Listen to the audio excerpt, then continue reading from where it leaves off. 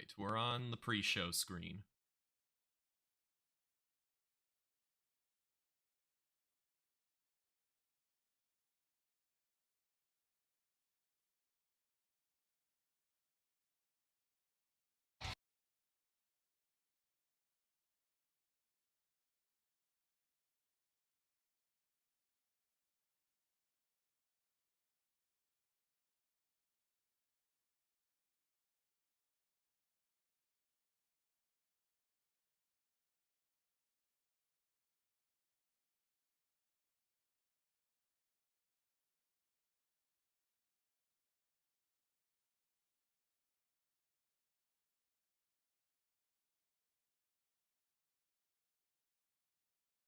My brother sent me a link to a TikTok account that's all about like publishing and writing, querying and everything. I've been just binging some of those videos and getting more and more depressed.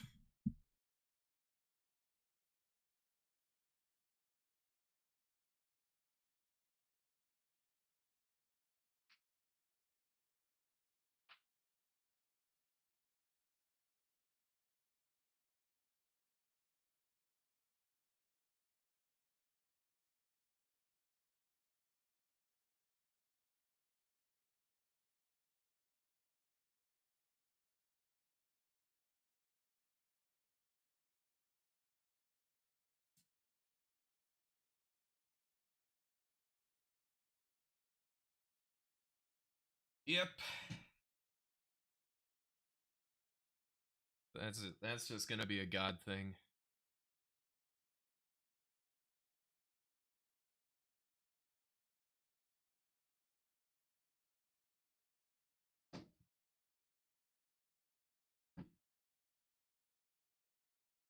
Still, I'd much prefer to be traditionally published than self-publish.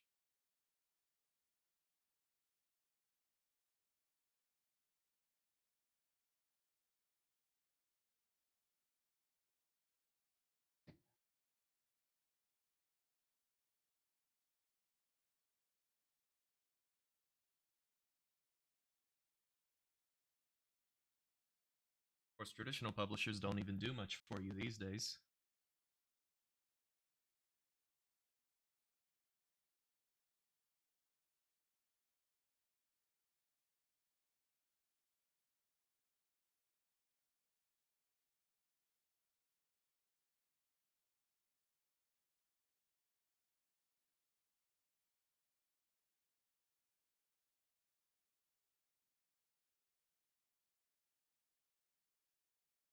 Yeah. Yeah.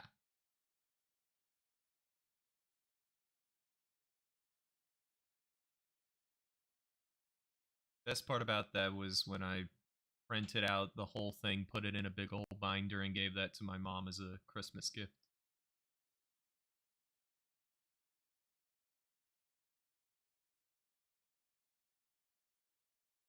Cost me like $100 to print it at Staples. Oh my gosh.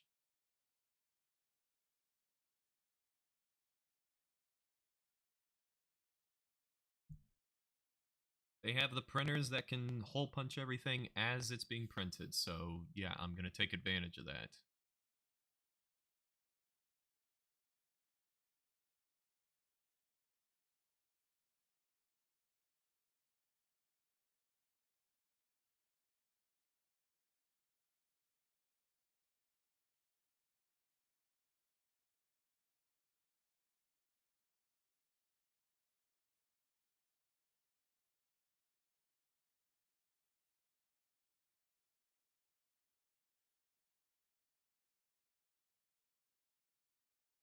Oh boy.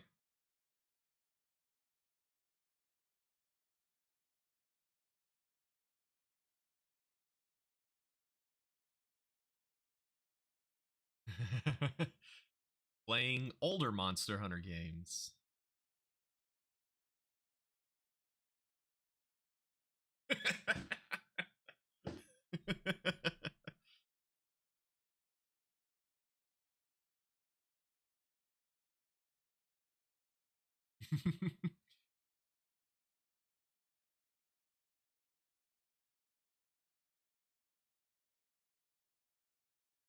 You're like, don't worry, I'm clean, I'm fine. And then Capcom turns around and says, "But hey, we got the new meth coming around very shortly." And you're like, "Ah, dang it!"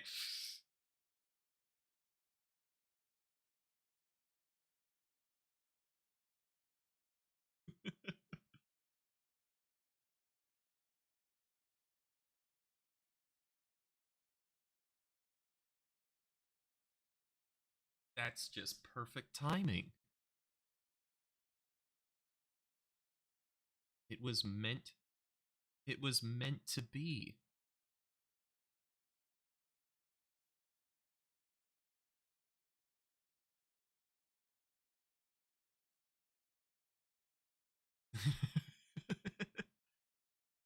We'll see. We'll see about that.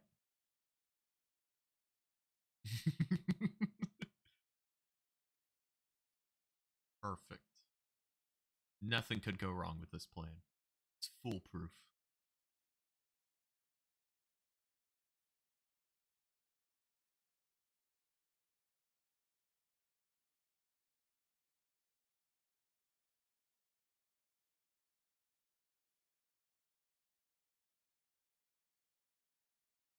Well, just waiting on Jordan.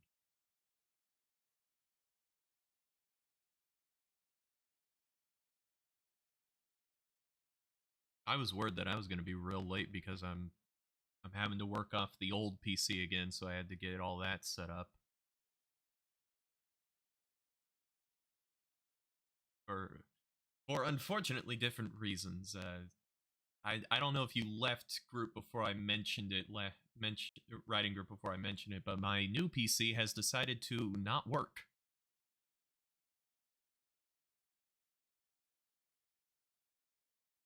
No, it's not. And I tried everything. I called iBuyPower, and they walked me, and the guy walked me through everything I wasn't able to try on my own. And we were both like, "Yeah, not sure what the issue is." And he said, "Yeah, it's probably a part defect."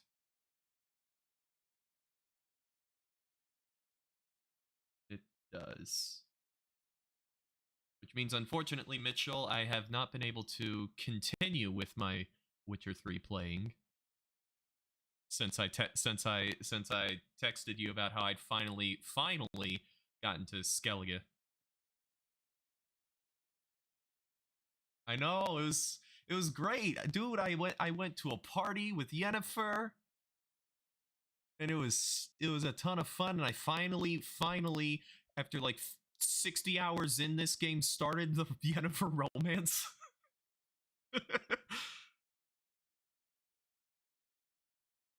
The true game does begin. Dude, I'm feeling that with frickin' Baldur's Gate because I decided, I wanna romance Shadowheart, but Shadowheart is a tease. Shadowheart is a frickin' tease. So I'm like 50 hours in this game or so, 40, 50 hours in this game, and I've gotten one scene alone with her, and it's ended with a little kiss. And that was like 20 hours ago. Eh, Jordan.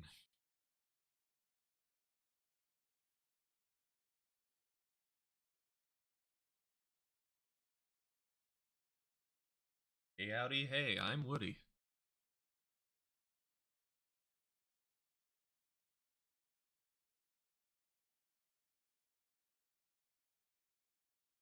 Yes. Late. Late Merry Christmas, late Happy New Year.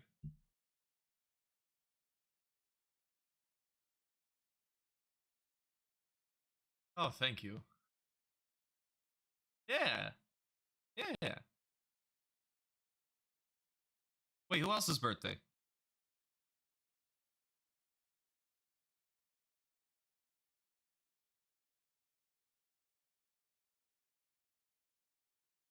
It's just me. I mean, Mitchell's November, right? Yeah. So it might be that you missed Mitchell because you weren't here last. Okay, that's what it is. Ooh. Hey, it's fine. One of my friends who texts me and sees me all the time, Kevin, he texted the group chat with a birthday message the day after everybody in the group chat had given birthday messages. It was, yeah. Well, it was. He made a good bit out of it. It was a funny bit where he sent a message and said that one was sent by a computer. I did not mean to send that message, and then sent happy birthday.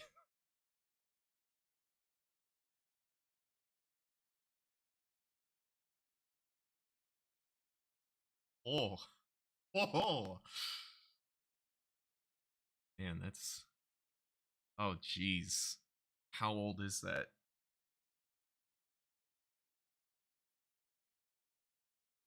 Pretty darn old, dude. It's gotten to the point where I made a my brother made a reference and I thought he was making a Truman Show reference, and I said, "You haven't seen Truman Show." And then in my mind I realized, wait a minute, Truman Show is a movie that no longer makes any sense because that's just how we live our lives now. Our lives are just surrounded by cameras. No, we're not inside a giant dome, but we do live our lives surrounded by cameras.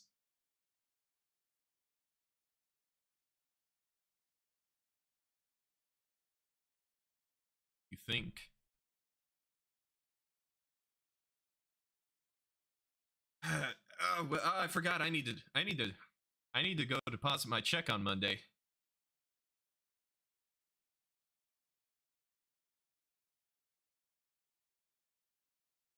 I forgot to set up direct deposit.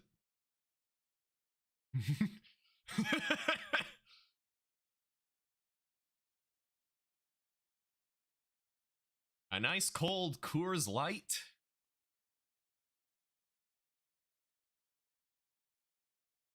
Ah, Truman Show's great.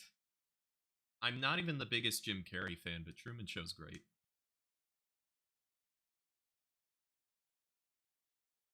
Anyway. Oh, oh. I was just getting ready to get started, but what were you saying?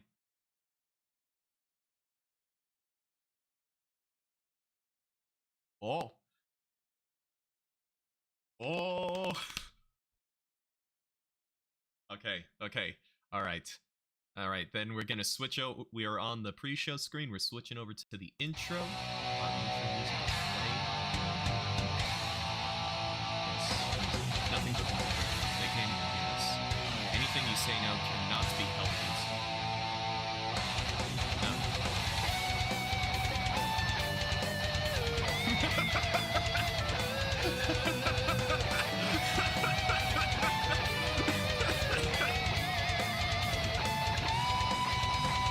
Every single crime. I did not pay my taxes. Oh, whoa! Careful!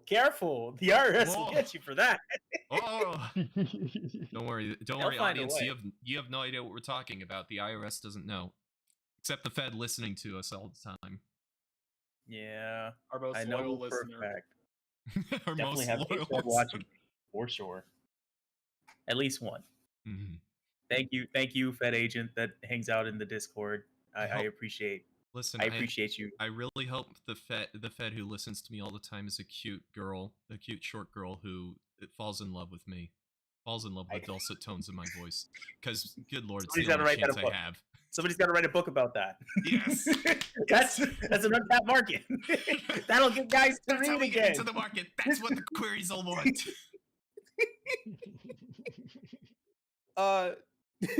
Speaking of market, folks, I have some unfortunate news. If anybody cares about movies and media and discs in particular, you should hop on down to your local Best Buy because they're like, hey, we don't want to carry movies anymore, so we're just not gonna. So hey, if there's a Blu-ray that you've been waiting to grab, a series that you might like, their stock is very sparse, but they have just started like actually removing the shit from the store. So your boy strolled down, grabbed himself that complete Cowboy Bebop series on Blu-ray, and Hey. we'll probably be going Nice. back for a couple of movies.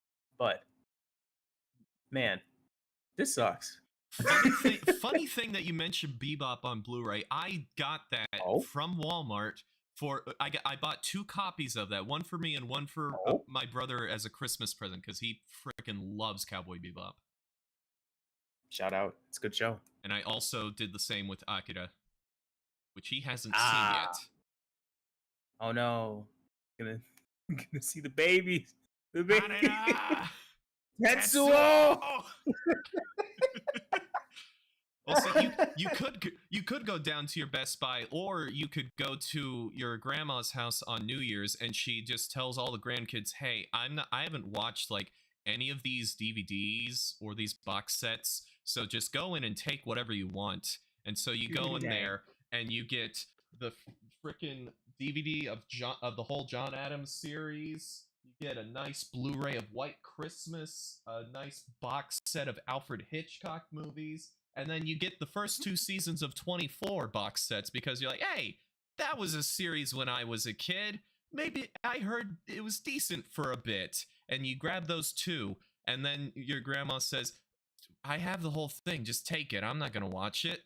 And so now you own the entirety of 24. Well, now I know what you got to do. I gotta watch Kiefer. I gotta watch Kiefer Sutherland. Watch it. Did you know that the whole season takes place in one day? What? What? In Isn't that 24 hours?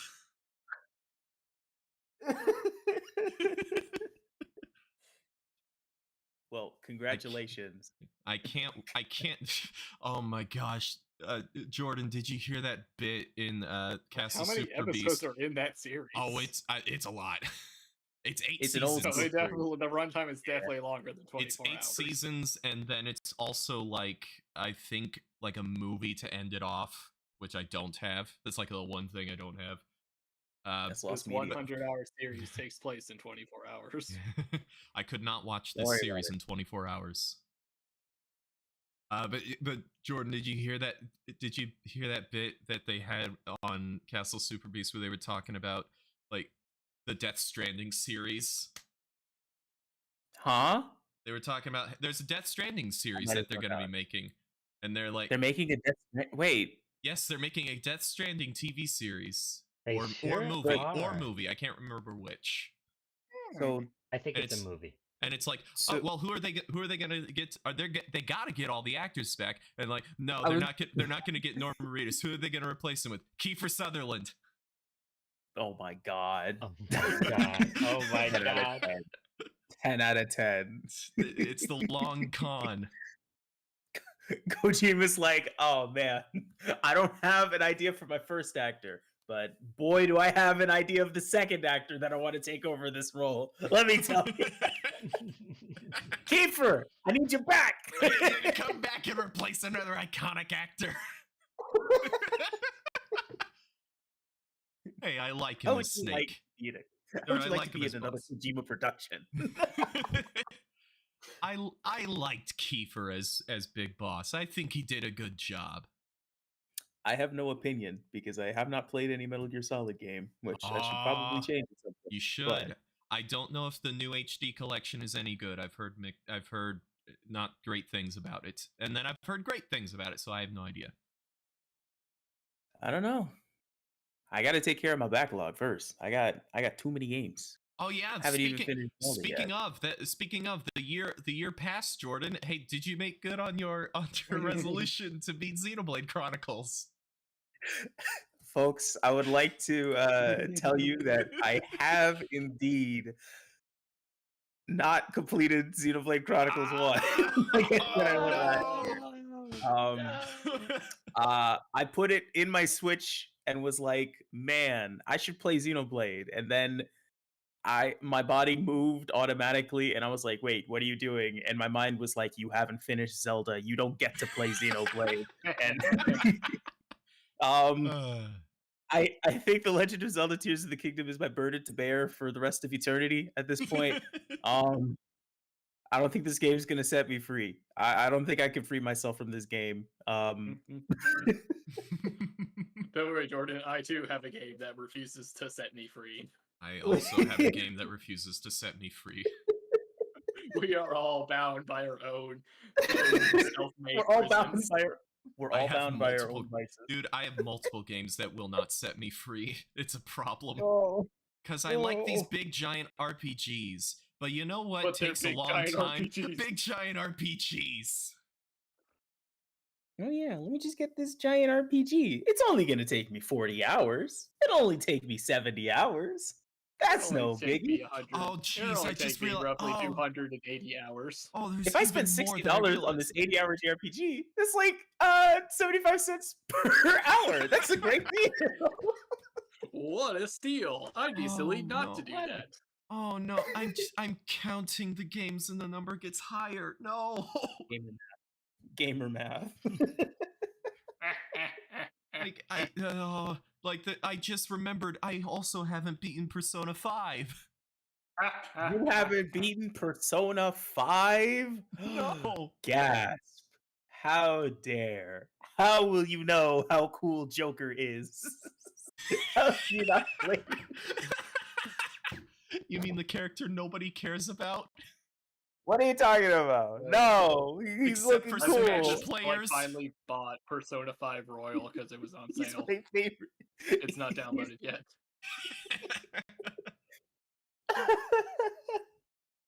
Persona 5. Oh no, that's another game. I haven't beaten God of War Ragnarok. No. Boy 2. I haven't even touched Guardians of the Galaxy. Oh, hey, speaking of which, that's free on Epic Games. Oh, hey. If Yeah. you have an Epic Games Store account, you should probably grab that. Aaron has said it's very good. It is. I- Quite a good It game. looks pretty. I picked it up, so I'll have to put it on the infinite backlog. Will I Dude. play something on my Epic Games account other than Rocket League? Maybe. Dude, Maybe. that game I don't know. is still in the wrapping. I haven't even What? taken it out of the cellophane. What? Guardians of the Galaxy. Oh. You should fix that. Dump the game that's holding you now. Play something else. No, because that I game wanna is tell myself Baldur's that. Gate 3. Ooh, you know what? Well, Oh man. And also Armored Core, but I'll talk about that when it gets to my week. fair enough. Fair enough. Anyway, welcome to Talk the Plank. We occasionally get on topic and talk about what we've been playing, watching, reading, all that stuff. Aaron, how has Another been year your has month or passed. so? And my backlog has not gone down. No, Time scares me now. I just it's that episode of Don't Hug Me, I'm Scared about time. About time. About time.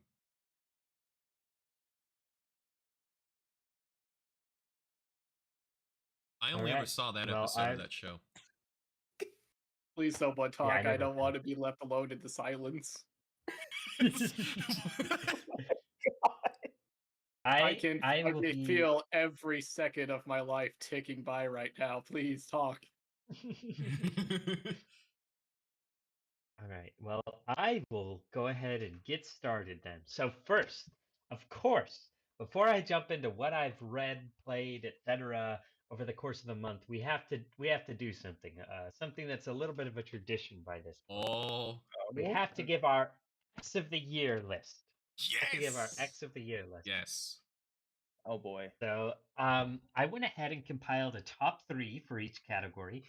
Oh man. You don't have to, but I just wanted to do that because I did so much this year. I'm like, I gotta. So to start, my number 3 game, I'll start from there, is Armored Core 6. Nice. Yes, great game. Absolutely exceptional. I adored Armored Core 6. It was a blast from beginning to end. Um, and I've only gotten like one of like the 4 or 5 endings, so I have to go back and keep playing it at some point. Second is Resident Evil 4 remake. Nice. Yeah. Easily the easily the best remake they've done so far. Could capture the spirit and feel of the original. Absolutely beautiful game overall. And I have more to talk about that soon. And then my number one game of the year, Hi-Fi Rush, baby. Hi-Fi Yeah. Rush. Yeah. Yes, yes. That's like came out of the gate swinging this year, and I just adored it. I love the style. I love the gameplay. I love the feel of the world and the characters and everything. It was just pushing all the right buttons for me. It did everything perfectly in my own eyes, and I adored it. Really, really good game. Next, I will do movies. Starting from the Okay. bottom is Bottoms.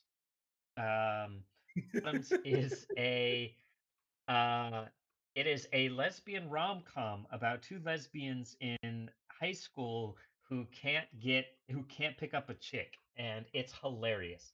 It's like it's it's almost surrealist in some points. It's wild. But anyway, that movie was great. I went to see that with my girlfriend. Um, After that is another movie I saw recently. It is The Iron Claw, Ooh. um, Ooh. Wrestling. starring starring Zac Efron. Um, about a wrestling family from the 1970s, real wrestling family that was here in Dallas. Um, and Oh wow. basically, they were plagued by tragedy after tragedy after tragedy. Basically, their whole family kind of fell apart. People started dying left and right. It's a really really sad movie. Um, but ultimately, it's just like it's so beautiful so often. It's just like it almost makes you tear up at a couple different parts. It's a really good movie. And lastly, my movie of the year is Poor Things, starring Emma Stone with Willem Dafoe. Um, it is a fantastic movie. It is Frankenstein, but weirder. And that's what I love about it. It is a really, really, really good freaking movie. Um, I really hope that wins big at the Oscars this year because wow, wow, wow, wow, wow. Did everybody just do a fantastic job? Their performances were all great. The set design is really, really good and clever. Everything looks like a set, but it's played off as real. It's really good. Very surrealist, very odd. There's a lot of really strange imagery in it, but really just gives it its own feeling and its own heart, and I adored it.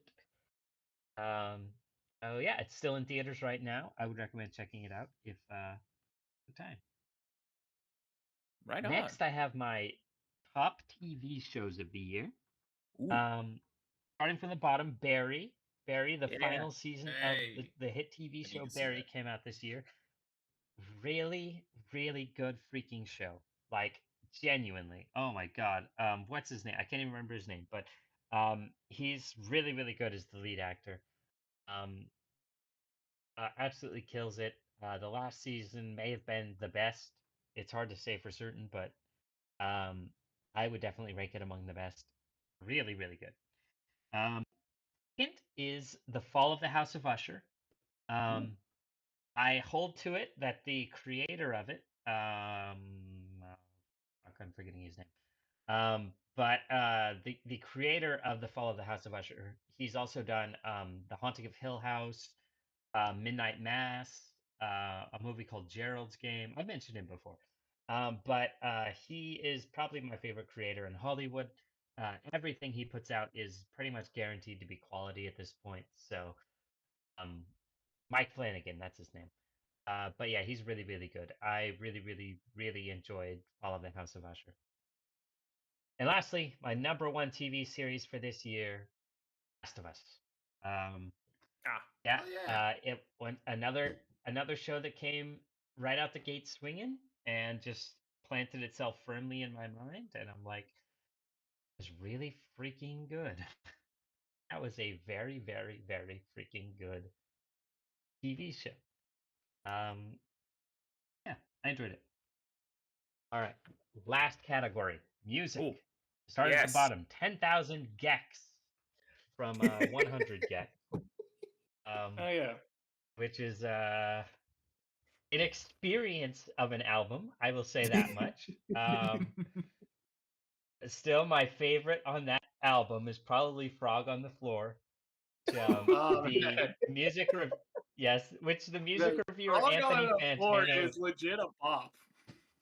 It's a banger, man. It's such a banger. Surprisingly a But banger. Anthony Fantano described it as being like a song from Yo Gabba Gabba, which I think was the most beautiful way it probably could have been put. Oh my goodness. And I am here for it. Um, yeah, no, 10,000 Gex is so silly, but it's also just so much fun. It's a definite must listen. Second is "This Is Why" by Paramore. Yeah. I never thought I'd get into listening to Paramore, but here we Huh. are. "This Is Why" is an absolute banger of an album. Um, yeah, there's not much else to say. It's a banger. Yeah. And lastly, my top album of the year is "Wall Socket" by Underscores. Um, I've mentioned this before, but it has been on like permanent repeat for like the last 3 months um, of 2023. I've just not been able to stop listening to it. Every single song on there is a bop. Uh, every freaking song is just better than the last. The the vocals, the instrumental, the lyrics, everything. It's so good on that album. That is 100% my album of the year, and I will probably still be listening to it a year from now, no question.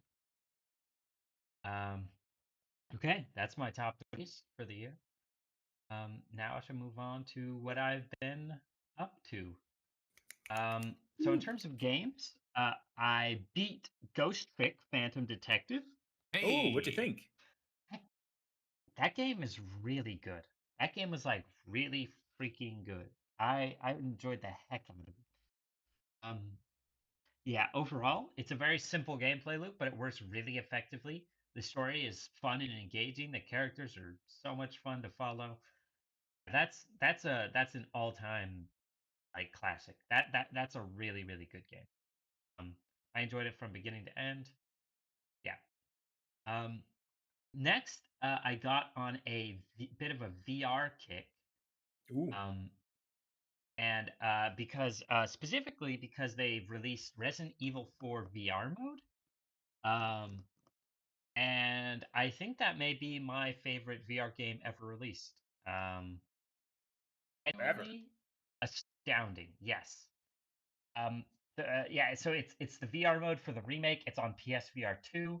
Mhm. Yeah, it's just like Capcom continually puts out probably the best VR games in the freaking business. I just genuinely don't think they can be topped. They have the best mechanics. They're being built upon games that are already really good, like RE7, RE8, RE4 remake. Mhm. It's just nonstop, just like so much fun playing these games because they focus on making them games first and VR second, which is exactly what I want out of a VR game. Um, yeah, really really good. Immediately after that, I played RE4 Remake Separate Ways, which is the DLC for RE4 Remake, in which you play as Ada. Um, that was a ton of fun. Got some new mechanics like a grappling hook, which is pretty fun. Um, yeah, that was a ton of fun. That was a ton of fun.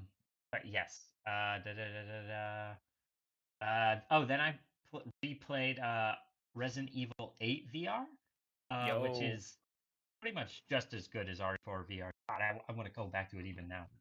Um, But anyway, starting with that, I got on a big VR kick, and I decided to get Asgard's Wrath, um, which is so the second one just released. It has what's his name? Um, the guy who voices Cole Cassidy in Overwatch. He Matt runs Mercer. Critical Role. What's his name? Matt Matt Matt Mercer. Mercer. It has Matt Mercer as Loki in the game. Huh. Yeah, he's really, really good as Loki. He does really well. There are a lot of really great performances overall in that game. Of course, this is the first one, not the second one. Everybody's saying the second one is also one of the best VR games ever made. I haven't gotten to it yet because I'm still playing through the first one, but that's kind of on the back burner ATM. Um, but yeah, that was really good. I haven't finished it yet. In fact, I stopped playing it. I put it on a small hold in order to play another game. Oh. Is Lies of P. Yeah. Lies of Yes. Timothy Chalamet. Lives of Timothy Chalamet, the man himself. Um, Good old really Timmy freaking Shimmy. holy crap! That's probably the best Souls-like I've played that wasn't made by FromSoft. Oh wow. Yes. Straight Yes, up. absolutely. Oh yeah, I yep. I don't think there's really any other like I can think of that tops it. I mean, obviously, other than the ones made by FromSoft, but um, yeah, it just does everything right. The handle system's really cool. Allows you to mix and match weapons based on handles and blades, which is really cool. Um, there's like it's a Korean game because there are like 12 different things. There are like 12 different valuables that all you convert like one type of valuable to another type of valuable, and then you convert two of those type of valuables into a third valuable, and then you can convert that third valuable or 10 of those third valuables into a fourth valuable, and you use that to upgrade. And it's like, yeah, this is the most Korean thing I've ever seen. You can also tell it's This Korean is when like you have concepts that are translated as the P organ. the P organ. Yep. Upgrade yep, your P yep, organ. Yep, the P organ. Huh? Yep. What? Upgrade your P organ. I don't Upgrade want your to. P organ. I Upgrade your don't P organ, Jordan. I don't know what that You means. have to use your P organ. What? I feel like I'm falling into an alternate dimension. What the hell is going on? Stop bullying me. Yes, but it is an utterly fantastic game. Best gameplay of any Souls like I've played. Genuinely astounding. So that's everything I played. In terms of things I've watched, Ooh. four things which I already brought up. Saw the Iron Claw, which I already brought up. TV wise, I watched some more Yellow Jackets with my girlfriend. That's a really good show. Yeah. I don't think there's much else to say. Oh, one more game I Okay. forgot to bring up. Cocoon. Cocoon. I played Cocoon. That's a really, really good freaking game. Indie game. It won Indie Game of the Year at the Game Awards. It's got a game Pretty award. much. Yeah. It the way it works is basically you have universes that are like in these little marbles, and you have to kind of carry the universes into other universes and use them to solve puzzles. And then like at some points you're jumping in between universes to solve puzzles, and like jumping like in a loop into one universe from inside of another universe, which is great. Um, Surprisingly, it sounds incredibly complex, but it's actually very, very simple and straightforward. I never got lost with it. It didn't feel handholdy or anything like that. I felt like I was always able to come to the correct conclusion, pretty much no matter what, and very, very quickly. So, very, very good game. I enjoyed it. I enjoyed the heck out of it.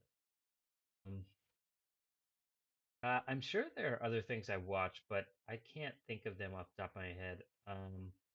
I don't remember if I had mentioned I had watched Frieren. Um, I think what's so. it called? Yo, Freerin the oh my The elf god, it's girl. my favorite. It's my favorite elf that almost looks like Robin from Fire Emblem Awakening. You can't tell me she doesn't. You can't. He does. you He does. you can't. I've only seen one clip from that show, and it's the one where she's just turning around and she just says, "Kill yourself" to that one girl, and I'm like, what? What is this show even about? I don't know anything that happens, but honestly, honestly, kind of cringe for Freeman to say that. Not gonna lie. Okay, I'm gonna stop joking now. It's a good show. It's a very good show. I need to watch more anime. But anyway, what else is Something there? in chat. This is all I know about Frieren. There it Oh, is. boy. Yep. Okay, here we go.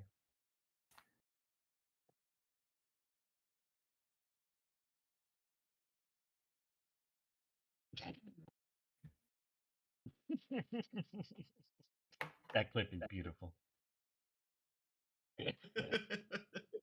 Because now I need to watch the show because I need to know what that actually happens.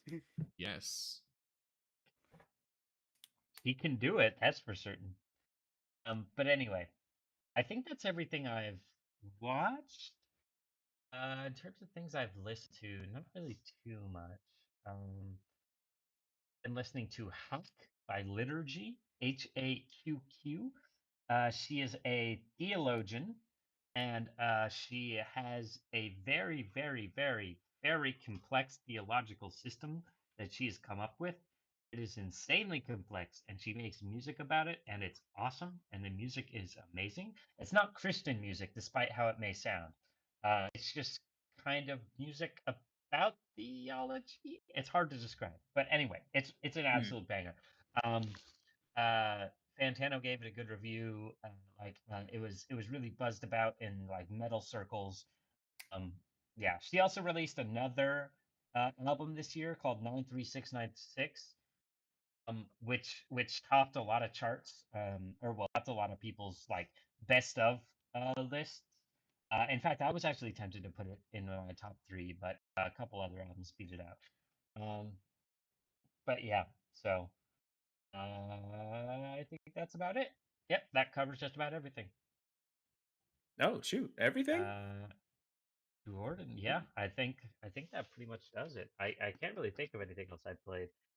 I guess I did play multiplayer wise. Oh, I played Lego Fortnite. I forgot to bring that up. Yo, Lego Lego Fortnite. Lego Fortnite is amazing. It's actually a ton of fun. It's Minecraft, but Lego and Fortnite, which you could probably guess from the name. Yeah, I've spent The all only these problem years is, avoiding regular Fortnite or be a cold day in hell before I played the Lego one. I don't know. but the problem with it though is there's not really too much progression. Like the only real progression is upgrading the crafting bench, and you can do that decently quickly. And once you're done with that, it kind of just peters off, and you're done. So it's kind of like, oh, okay, well, I guess the game's over now. Oh well. The only real thing to do after that would be to just build stuff, which it's like it's just me and my cousin playing, so it's like I don't really feel like it. Um, but yeah, So is there more of a Lego emphasis Fortnite. on the?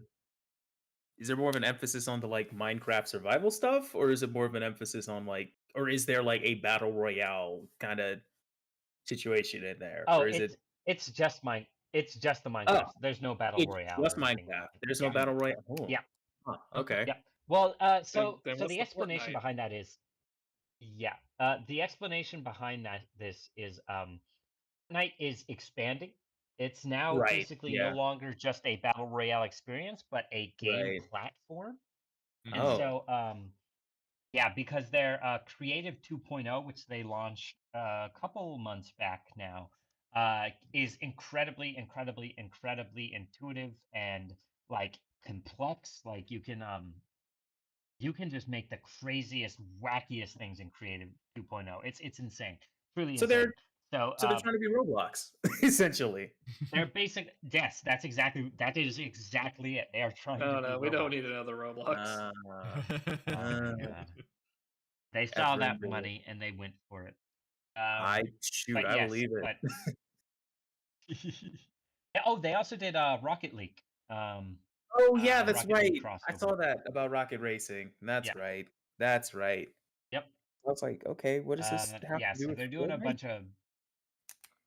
No, it has nothing to do with Fortnite. It's just its own thing. Now.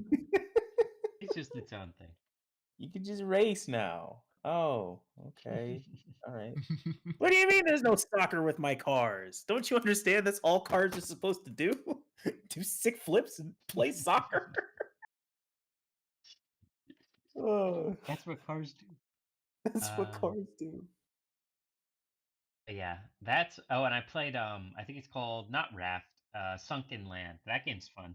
Like a multiplayer game, like the game Raft, which is like a survival crafting game you play with your friends online. So, good times. Yeah, Gotcha. and that covers it. All right, Jordan, you're up. Okay, cool. Well, folks, I guess I'll go ahead and start things off with Jadon's super epic, super amazing game show book of the year roundup. We'll go ahead and get started. Folks, my game of the year, believe it or not, I played more than one game that came out this year. I know, insane, crazy, it's wild. What? So, so for number 3, we got a game that I really enjoyed playing in the latter half of last year. One that I kind of fell off of, but I need to hop back on. Is Street Fighter 6. Folks, Hey. Street Fighter there 6 we is go. great. That game is so much fun. Even when I lose, which believe it or not, I lose a lot because I'm not good at the game. It's still so much fun, and all the characters have their own unique thing to do. All the newcomers are really cool. I really like all the characters. I'm still a filthy Ken main, so oh well. I like my fire Shoryukens, and I like my I like my kicks too much to ever change mains. But you know, like the game is a lot of fun, and they put a lot of care into this game. I haven't spent a lot of time in World Tour mode. It's mostly just been either matches with friends and or just like ranked or casual matches online. But yeah, Street Fighter's fun, believe it or not. Don't listen to the naysayers. Street Fighter's so much fun when you don't have somebody in the back of your ear telling you how bad it is. Let me tell you. Yeah, Street Fighter 6, fun game. My There we number go. 2 is actually like Aaron's. Well, it's not actually like Aaron's, but it's actually Aaron's number 1. Hi-Fi Rush. Wow, that game was so Yeah, good. baby. Yes. That game was so good. One of the few games that I actually beat this year.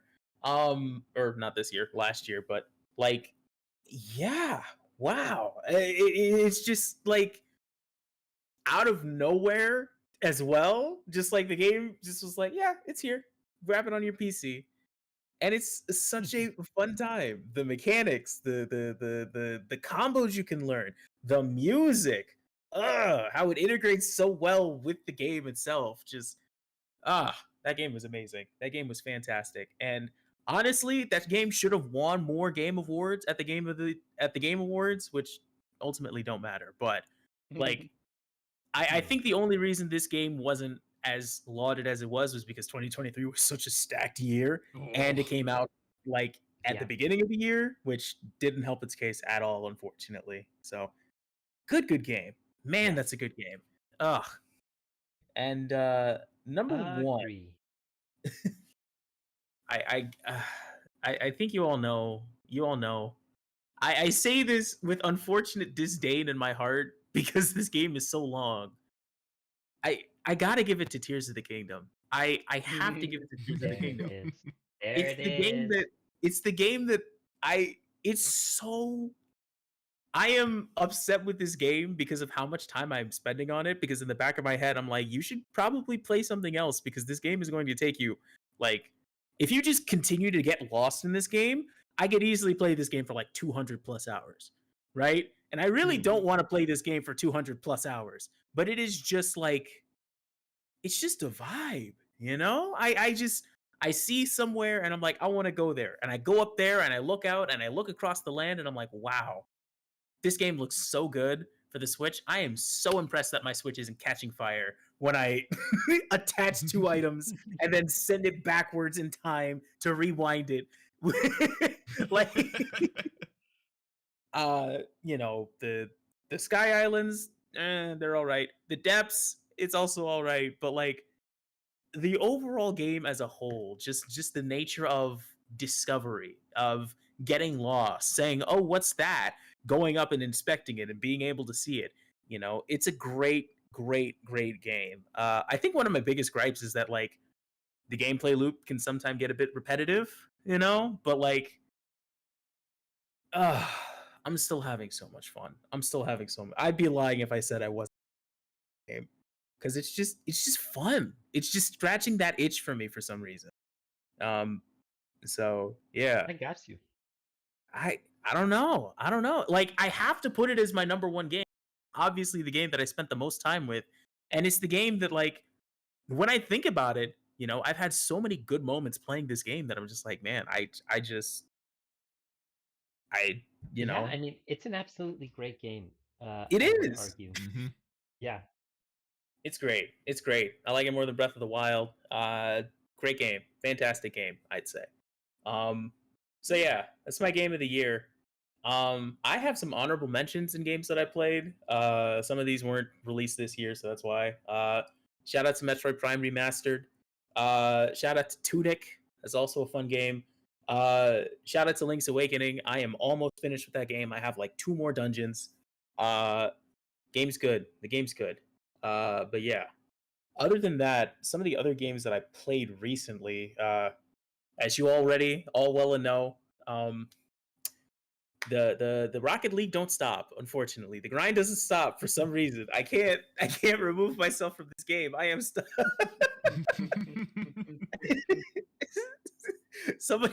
somebody came soccer to cars, and turns out my neuron was activated for some reason. So yeah, fun game. I kind of need to hop off of this and play some Street Fighter some more, and also get back into Guilty Gear. But you know, it is what it is. I'm having fun with it.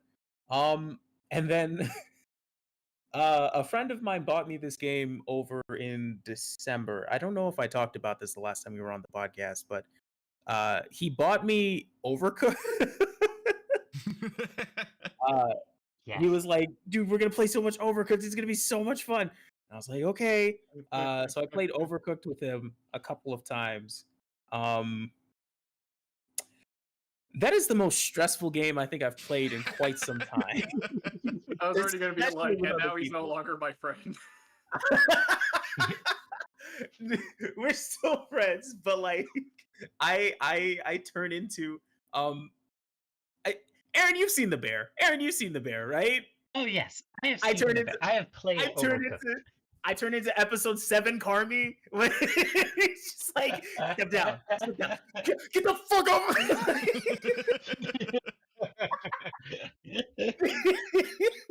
I've seen those memes circulating Instagram, and I'm just like, yes, that's what happens when I play Overcooked. Unfortunately, we cry when we don't get 3 stars. We are happy when we do get 3 stars. Haven't played it in a while, but I imagine I'll probably be getting back into the swing of things. So, Overcooked Pro over here, believe it or not. Yeah, it's it's a good time. It's a good time. So yeah, but other than that, it's mostly been the Legend of Tears for Fears. So, and Link's Awakening DX. Those are the 2 games that I'm playing the most. Link's Awakening DX, I only have like 2 more dungeons, so I'll be able to finish that hopefully sometime this week when I'm not playing Tears of the Kingdom. And I finished the regional phenomena, so I think I just need to get all the big side quests done, you know, like the big side quests, and then in another 20 or so hours, I'll be finished. Yeah, like 20 more hours. I go, yay, the end is in sight. And then I can play something else. I can play something else on my Switch. It'll be fantastic. It'll be great. Um, so yeah. Um, moving on to stuff I've been watching, because believe it or not, I've actually watched a couple of things. Um, so there are a couple of shows that I really, really enjoy. That came out, well, not came out, ones that I got kind of into in college and kind of hold a special near and dear place in my heart. Um, it's this show on Hulu called Letterkenny. Um, Absolute classic. yeah, it's basically like imagine It's Always Sunny except like Canadian Hicks Except very Canadian. and very, It's like very if Canadian. it's like yeah, it's like if uh It's Always Sunny in Philadelphia was about redneck Canadians. Yeah. Because where are they from? Saskatchewan, Alberta, or I Uh, can't remember. it might just be Ontario if I'm being honest, but like the It might outskirts, be outskirts. Ontario. I'm not 100% sure. Um, Mhm. but yeah, it's very, very, very Canadian. The show itself is hilarious. They have a lot of running gags, and it kind of like it was one of my comfort shows, especially in college, because a bunch of my friends got me onto it. And so season 12, which it's not saying a lot, the seasons are only like 6 episodes long, so don't worry. Uh, season 12 just aired on the day after Christmas, and season 12 is the last season of Letterkenny. So I finished that up. I want to say last night. Actually, I stayed up pretty late because I hadn't gotten around to finishing it. Yeah, it was a nice little send off. The show is very, very funny. It has its high points, it has its low points, but if you're looking for like a good little like comedy show, I recommend you give it a shot. It starts off a bit rough, but it kind of hits its stride in a couple of the later seasons. It's good. I really enjoyed that. And in the same vein, that show actually has a spin-off show called Shorzy, which follows one of the like kind of a joke character, honestly, and like gives him his own show with his own arc. Um, and the show's really good. Shorzy's really, really good, and seems really, really well. Um, yeah. So the Shorzy, it's more so focused on one of the characters, and he's like a hockey player, and it's about him turning around this like not good hockey club in the middle of nowhere, Canada. Um, and it's way better than it has any right to be. So, yeah, those are good shows. Gave them a watch. Those shows were very fun, and good. I might give them a rewatch pretty soon, but really enjoyed my time with those two. Um, Okay, so I wasn't here in November. So one of the shows that I watched when it dropped because I was really excited about it was Scott Pilgrim Takes Off. Y'all might have talked about it last Oh yes, time. I'm not 100% sure. Oh, okay, yes. okay. Mhm. I have not finished it, but oh my god, You haven't finished it? I would have listed it as yeah, I would have listed it as among my best if I had finished it. I'm going to finish it. It's I just literally I've just been super lazy and I haven't finished watching it. I'm too lazy to finish a TV show. Yes, I know. Fair enough. I'm the exact same way, unfortunately. uh, yeah, I finished Scott Pilgrim Takes Off though, and Scott Pilgrim Takes Off.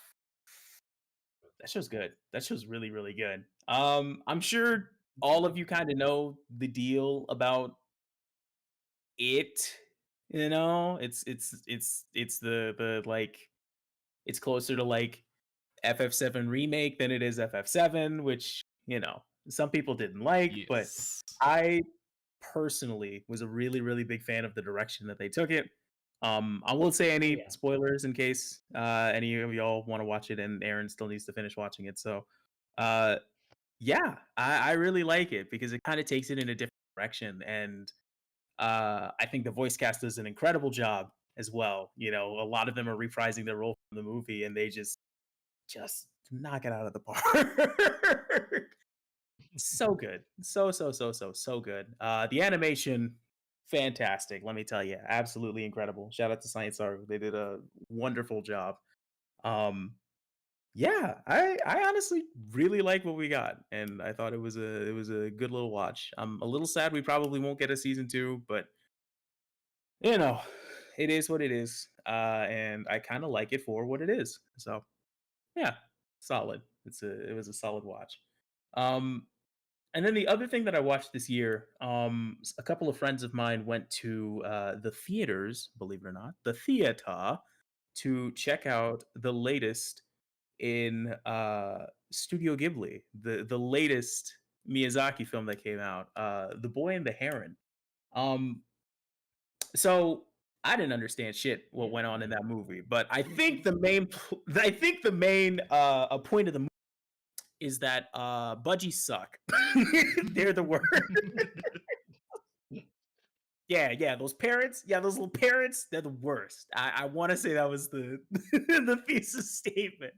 Um, but no, it's a very interesting movie. I definitely walked out of the theater a little confused. I'm not gonna lie. I'm not even gonna quote it. But I think that's interesting how, like, well, other than that, the movie itself was wonderfully animated. The music in it was stellar. The locales, a lot of it looked like watercolor, and it just looks amazing. It looks like a fantastic movie. And we watched the dub, so the English voice cast, they did a wonderful, wonderful, wonderful job. Shout out to Robert Pattinson. He needs to do more voice work. He really needs to do more voice work. He was really, really good in that Shoot, movie. Robert Pattinson did that? Yeah. Robert Pattinson is the Heron. Robert Pattinson is the No. Heron in the dub, which is it's funny because he's like, you gotta, but he does it really, really well. Yeah, he does a fantastic job, along with a lot of the other. There's a lot of other, like, there's a couple more big name actors that are in the movie, but I can't remember them off the top of my head. But yeah, I say check out The Boy and the Heron if you're into Studio Ghibli movies or Miyazaki specifically movies. Pretty good. It was a pretty good movie. It was interesting. It's definitely one that you may want to rewatch. It may make a bit more sense, but yeah, good film. Good film. Yeah, I don't really have a top movie or show that I watched this year because I don't really watch movies or shows like that. So, um, I guess top movie Bullet Train because that might have been the only movie I saw. And then top show, screw it. I'm gonna give it to I think you should leave. Hey. It's- There we go. we're all trying to find out who did this. So yeah, I'll give them the top award. I'll give them a top award. Absolute banger. Please, I'm trying something. Stop. I just saw that episode. That episode was so good. Stop! Please let me go. I'm doing something. Feeding my burgers, feeding my fries, feeding my tacos. Stop that clip. Yeah, man, it's sketch comedy, so of course not every sketch hits, but like when it hits, man, I was dying. Oh man, what a good show! What a good show, and it's on Netflix, so check it out if you haven't already. So moving on, from watching, folks, I made a challenge for myself last year. At the start of last year, I told myself that I wanted to read more books. I needed to get more read. I needed to get more literary eed, essentially. And folks, let me tell you, kind of crushed that goal, believe it or not. I set up a goal to read 23 books. I read 24. That's right. I did that. Yeah. I wish I could show Well you. Well, I done. might just send a pic in the chat, but I basically now have a nice little row of all the books that I read this year, all sitting up in a little nice little nook on my shelf. So I am super duper proud of myself for accomplishing that goal. It's a good time. Good time. So I'm probably gonna get started on another reading challenge this year. I'll probably try and hit like 20 books in 2024 because because I gotta keep the theme going at least. So yeah, I think I'm gonna get started. Yeah, I think I'm gonna get started with the Blade itself, just because it's been sitting on my shelf for a while, and I kind of want to. Abercrombie's. I got like There pretty we deep into go. it. It's pretty good so far. It was pretty good. I only got like 100 pages deep into it, but yeah. So Bit I'm gonna light get on the started on that. plot, but the characters are so good that it doesn't matter. Fair enough. Fair enough. Right on. So, some of my favorite books that I read this. Ugh. I guess I'll do it top 3. I guess. I already have them written down. Number 3 for me this year was Dune. Believe it or not, great book. Great science fiction book. I really enjoyed it. I read Dune Messiah right after. Didn't like it as much as the first book, but I think the first book is yeah, that book is pretty cool. That book is pretty wild, especially towards the end. That book gets kind of wild, but pretty good. Number 2 was Slaughterhouse-Five by Kurt Vonnegut. Solid Hey, anti-war there we book. go, baby. It's There such a we good go, book. baby. It's a good book. Oh, So good. I'm upset that I didn't read that book earlier. That was a book that I read that I was like, I've had this book sitting on my shelf for years. Why did I just now decide to read it? Yeah. Yeah, good ass book. Good book. And then my last book that I read, my number 1 this year. Spoiler. Well, I won't say spoilers, but number 1 book is probably going to be the autobiography of Malcolm X, which is the only nonfiction book that I read this year, and it was still my favorite book of the year. Insane. That book is awesome, and by awesome I mean really sad. really fucking sad. I'm not familiar with it. How many years before he died did he write that? So the interesting thing is that he started writing that. Well, it wasn't. How do I put this? He had the guy who wrote the book, Alex Haley. He and him basically had like the convos. Like it was pretty close to before he. It was like 3-ish years when they started Wow. the autobiography process before he died. And it's interesting because you can kind of see, like, as the book goes on, he kind of like, the shit that happened to him starts to happen while he's giving like autobiography. And so like it's interesting how, like, especially in the later chapters, you can see his mentality definitely like kind of, he kind of grows throughout the book. And then then he dies. Spoiler alert. But sheesh. Yeah, that was a good ass read. I'll tell you what. I don't know if I'd recommend it to everybody. It's a tough book for a lot of folks, but it's a very insightful read. I'll tell you what. Yeah. So yeah, that was my top 3 books of the year. Honorable mentions goes to Frankenstein. That's the oldest book I read this year. That's a good ass book, even now. Oh yeah, that still holds up. Good book. I can't believe she was like 17 or 18 when she wrote that. That's crazy. That's crazy. That's another author where you look into her life and you go, oh.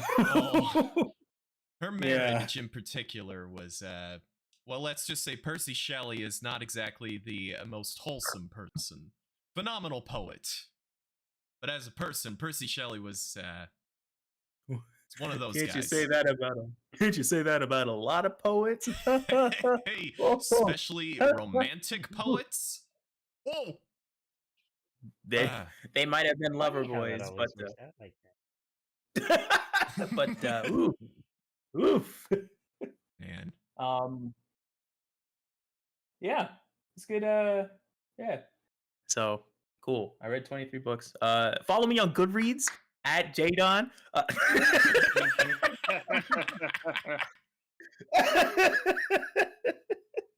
I'm kidding. I'm just kidding. Unless I'm gonna make a Goodreads account right now. Please don't. Please. We got to get off that. We got to get off that app. We got to go to the better apps like Storygraph or something. So, but oh well. Yeah, reading's fun. Reading's cool. I'm gonna do it again this year, and I'm very, very excited because I got a lot of books on my shelf that I am itching to get to. Some of these books are super good or look super cool. So, should be exciting. And finally, we get into the listening category. Yeah, why not? Why not? I don't know if I have a top 3 of albums for this year. I haven't really listened to too many albums that came out this year. I keep saying this year. I mean last year. That's my bad. Uh if I had to do a top 3, probably say This Is Why at number 3. Not because well, Yeah, probably there we because go. I completely forgot that I listened to the record until you said something, Aaron. I forgot to write it down. That was a good album. Number 2, I'm a normie, but it's gonna have to be the Spider-Verse album, like the Metro Boomin one specifically. There we go. It's good. It's good. It's really good. That was one that That album absolutely is a had- banger. It's a That banger. album is a banger.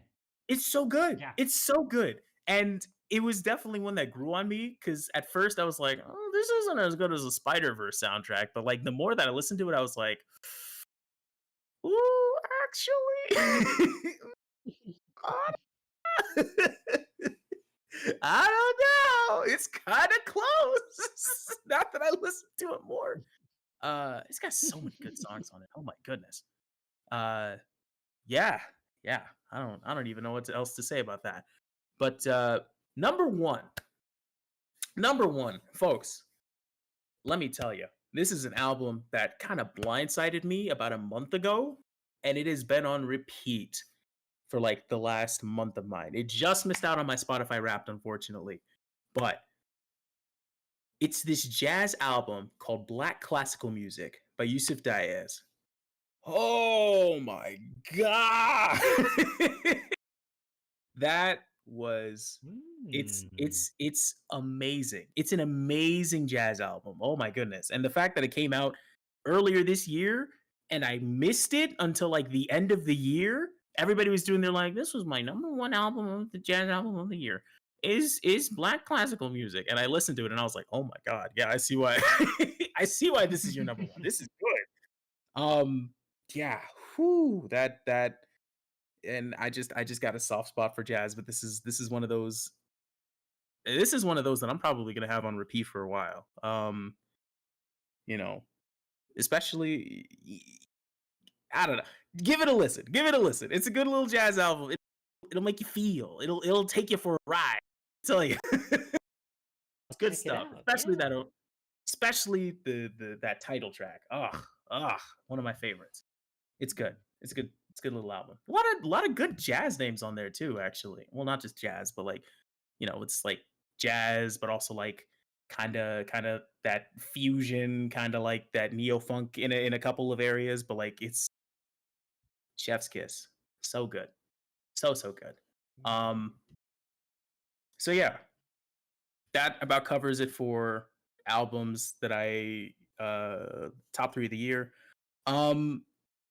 I also checked out this other album.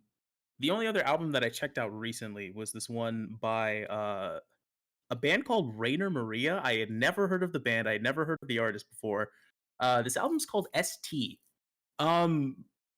It's like this alternative album that was really, really good. I heard one of the songs at a bar one day, and what is this song? I gotta know. And so I checked out the song. The song was really good. I put it into my playlist, and I was like, let me check out the album. Let me check out the album that it comes from. And it's a very, very good, very, very good album. I think most of y'all would actually really enjoy this. I think y'all will get a kick out of it. Check out ST by Rainer Maria. It's a good album. Good album. I think my favorite song off of it has to be what is it called? I have it in my liked songs. It's right there. Lower Worlds. That's it. Lower Worlds. That's it. Good album. Give it a listen. And yeah, folks, that just about does it for your boy. Thank you for indulging me in my rundown and listening to me ramble about all the stuff that I've done in the last month and a half and all the things that I really like. These have been a few of my favorite things. Nice. Thank you. Mitch, Mitchell, what have you been up to? Yeah. So Jordan, did you not watch The Amazing Digital Circus? I did, actually. I Okay. definitely did. I was like, oh, Jordan didn't do his homework. Hey. I did do my homework. I did do Okay. my homework. Okay, yeah, I saw the appeal. I see the appeal. I see why a lot of people like it. Yeah. I thought it was so gonna go one. unfortunate that the fan base is so bad, but Yeah, it's pretty good but though. Yep. you know, One of those. it It hits it's one of that those. but- specific demographic where you just go, ah, this is really good, but these people just go a bit too hard. Yep. But it itself is pretty I'm good. willing to. Pretty good. I'm willing to accept that for an absolutely exceptional show. Fair I'm enough. willing to I like suffer how that. the creator Gooseworks basically threatened to make the show worse if the fan base doesn't behave. Honestly, great move on their part. Good move. Great move. Force the fans to act. Force them into line. The You're unfortunate like, all right. thing is that I don't think it's working. Oh no, it's gonna be worse. Oh no. The Well, fuck is it gonna make it worse? whose fault is that? It's not my fault, but I'm reaping the rewards anyway. Just watch the pilot and pretend like the rest doesn't exist. Like Hell of a Boss. The rest. Woo. Not Hell of a Boss. I mean, Has Been Hotel. My bad. Well, same creator, so pretty much the same. Have y'all seen those stupid memes that have been going around? Maybe it's me and my toxic, maybe it's me in the toxic circles that I've been around, but those if this was made by Vivzy Pop, and it's just like, Yes. hey, fuckers. Yes, I have seen those. Oh. Oh man, people are terrible, but damn if those jokes aren't funny. Okay. I'm sorry for rudely interrupting you, Mitchell. How have you? No. I asked you a question, so Fair enough. but yeah. So I guess speaking of animation, new Monkey Wrench episode came out. Oh, Oh, and nice. Episode 3 released, and it's pretty good. heck If you yeah. haven't seen it, please go watch it. Please. I want the show to do well. I want the show to do well.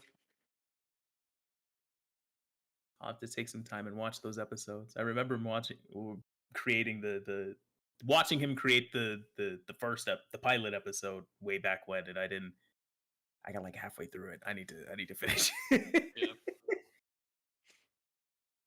It's pretty good. Yeah, it's a good series. I want it to do like a fraction of, as well as the Amazing Digital Circus. If we could just bump up those numbers a little bit. Just a little bit. Just a little bit, please. How? If we could just add like an extra zero at the end, that would be fantastic.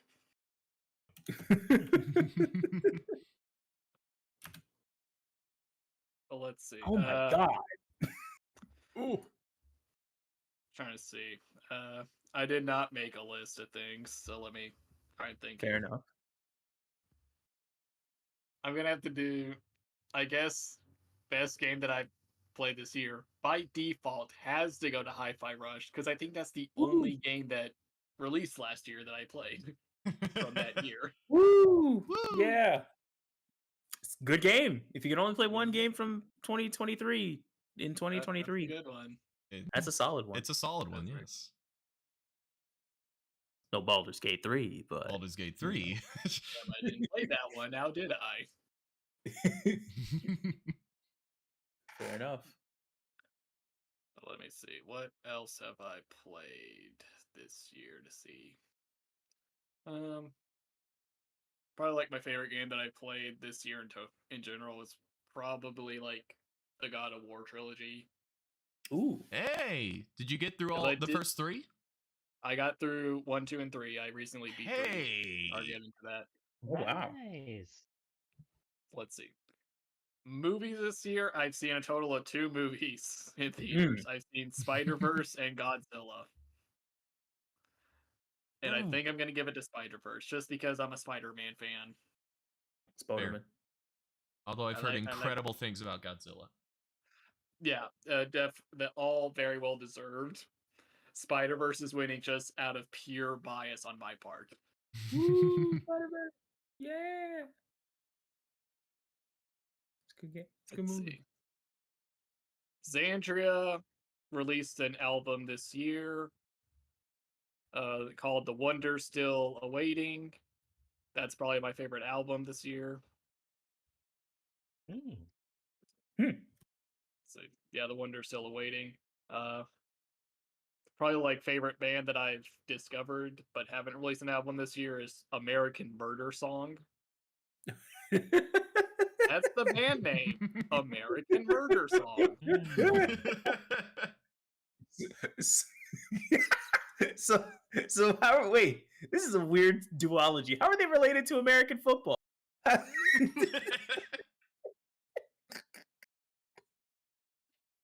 Oh man, it's just weird sequel.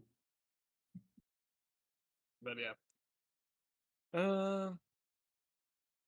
It's probably it for like my best list. I did not prepare anything, so No, fair enough. we're going straight into what I've played, which is I got through the entirety of God of War 3. Yeah, Woo! that's a good Yeah. game. Nice. Zeus! Zeus! Zeus! Is this how you face me? Power! Your son has returned. Zeus!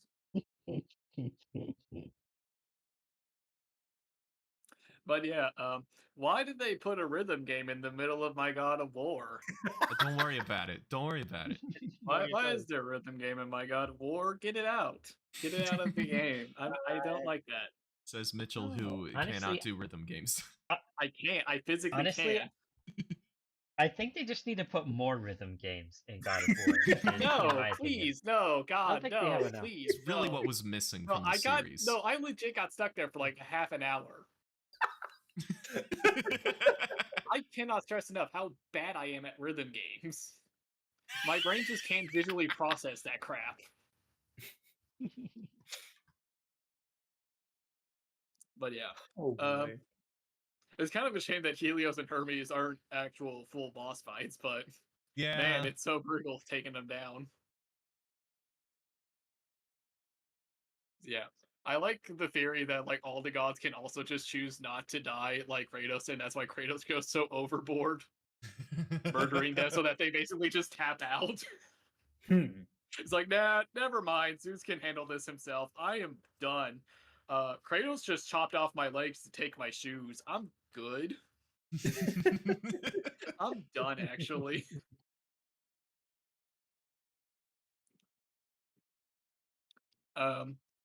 Man, Hercules' gauntlets are so good in this game. Oh yeah, I love the gauntlet things. Those were great. big punch. Just good big punch. Do like Falcon punching. Boss fight with Zeus was fantastic. I liked it. I liked this one way more than I liked the Zeus boss fight in 2. The quick time events felt way more fair than they did in 2. But yeah. Man, God of War 3, good game. That is such a good game. Great game, love it. Such a great game. Eventually our hop on God of Boy, eventually, maybe. Yeah. I do have it. I have the game. It's still in the cellophane. I'll get there eventually, maybe. But you gotta play all the other ones like Ghost of Sparta No, and no, I just watched. Ascension. No, I just watched the cutscenes on YouTube because I don't know if I can because they're not on the PlayStation Store anymore. Oh for some reason. yeah. So I just watched the cutscenes. Yeah, you got to get PS Now. No, I do have PS Now. Like they're just straight up not on the store. Oh. Oh, okay. They're just straight up not there. They're on the Vita store. And I don't have a Vita Vita, means- and I'm not gonna get one. You should. Vita means life. Vita means Oh. life. Oh, no, my You know? backlog is big enough. I'm not getting another thing. Even all these years later, Vita It still means lives. life. It's still alive. There are believe dozens it. of us. Dozens. No, the real sad thing is the PlayStation TV's gone.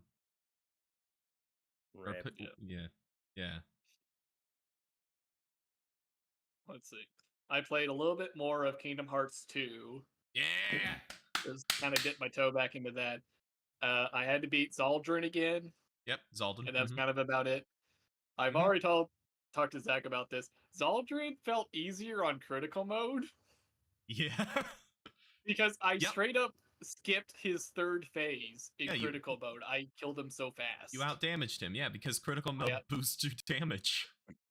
So yeah, in standard mode, he killed me like a dozen times because it started teleporting behind me. Nothing personal, kid. Yep.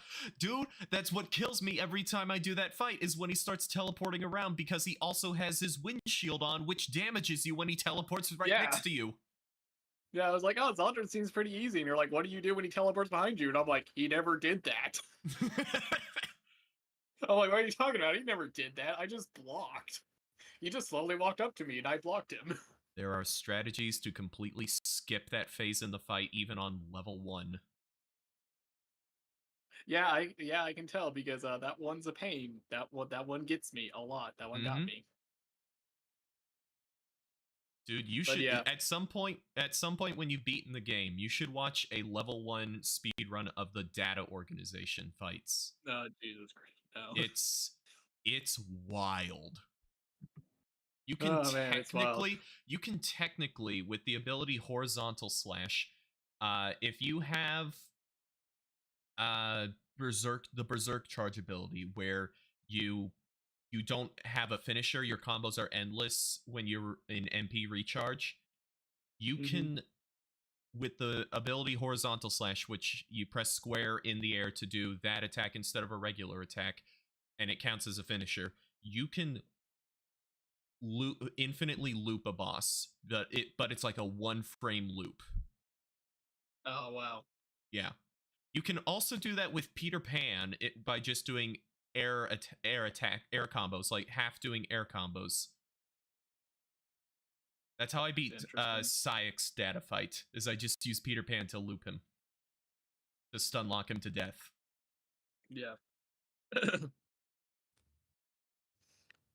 Let's see what else. I did a couple more worlds. I got through Nightmare Before Christmas. Yeah. I don't know how you're supposed to beat that boss on critical mode. That thing was giving me trouble on standard. Oh, the experiment? Yeah, Yeah, it's why. Yeah, I don't freaking remember. That one was rough. that one's rough. That one was rough on standard mode. Here's the thing. The game doesn't feel that much easier on standard. The areas that gave me problems on critical mode are still giving me problems. It's just, on one hand, I don't die as fast. On the other hand, enemies don't die as fast either.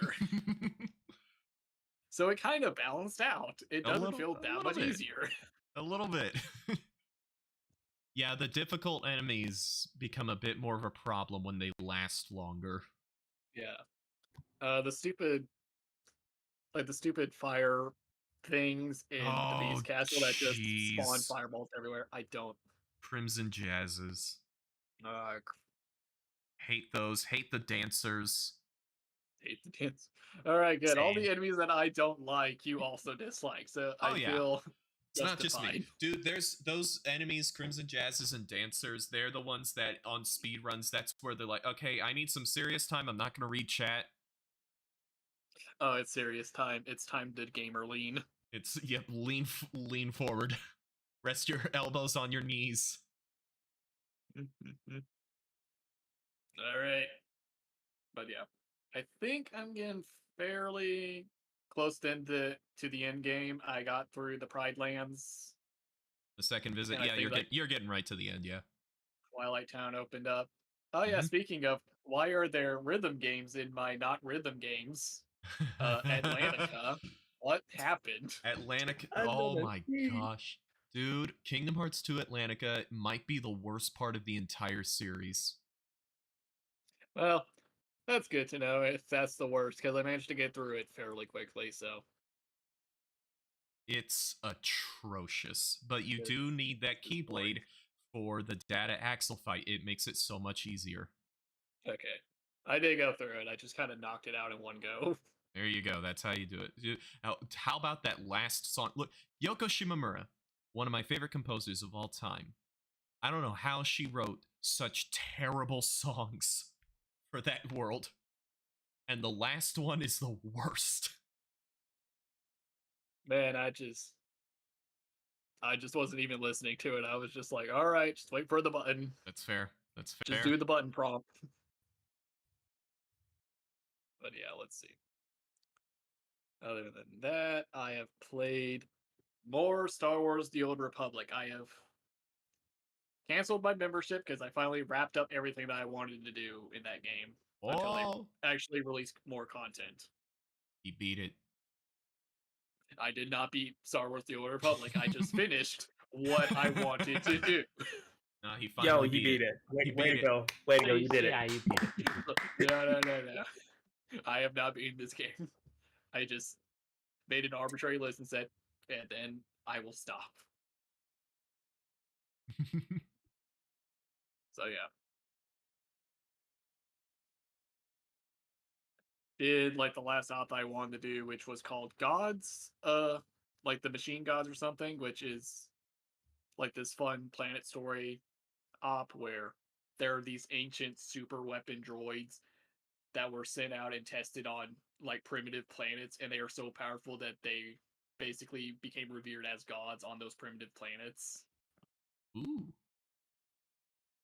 So like that's the lore, is that they were basically revered as god machines. And you have to take them down. And there are some pretty complicated mechanics in that fight. In those bosses. So I'm glad I got them done. It's funny because fortunately we had like the leader knew that operation inside and out because one of the bosses was glitched. Oh. Oh no. And so you basically have to like wait for these two additional enemies to shoot a laser, and you have to guide the lasers to hit shield generators to take down the boss shield, and it just was not working. So the boss shield was up no matter what. And the guy's like, okay, I got a plan. If I can push him out of bounds, it'll automatically kill him. 1 second. Let's see if I can exploit this boss. And it managed to work. So fortunately, we didn't have to like redo the entire operation, but Beautiful. it was hysterical that it's like, okay, to beat this boss, we're gonna have to exploit the game.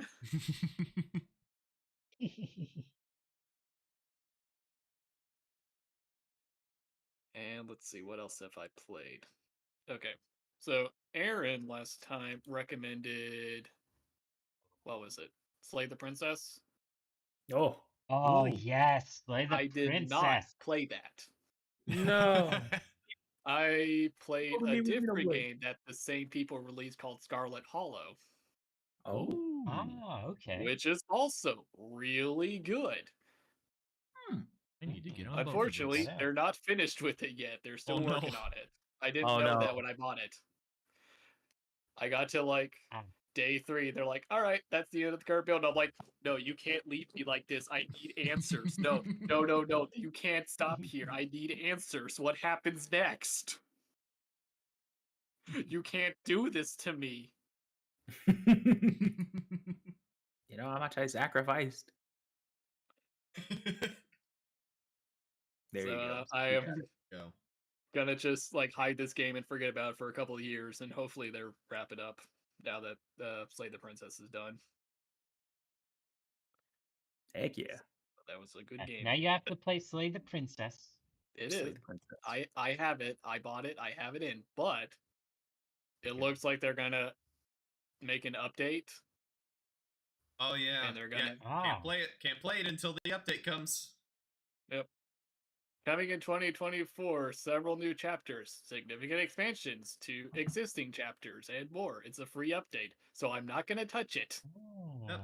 Guess I'm not gonna play it Until that until comes that out. comes out either. I'm gonna wait because I'm gonna wait until that expansion's out. Okay, that's totally fair. But let's see. So I watched the Godzilla Zero movie or Godzilla -1. Ooh. Yeah, Yes. I'm surprised that the Rinky Dink Theater in my town actually was showing it because there's probably like 4 screens in that theater, and they were like, "Yeah, we're give one of the screens to Godzilla Zero." They don't even. I'm sure they don't even realize that it's in Japanese. They just saw Godzilla and they're like, "Oh yeah, that's a thing." So here's the thing, I didn't know this movie was in Japanese either. I just said, I'm bored. What's in the theater?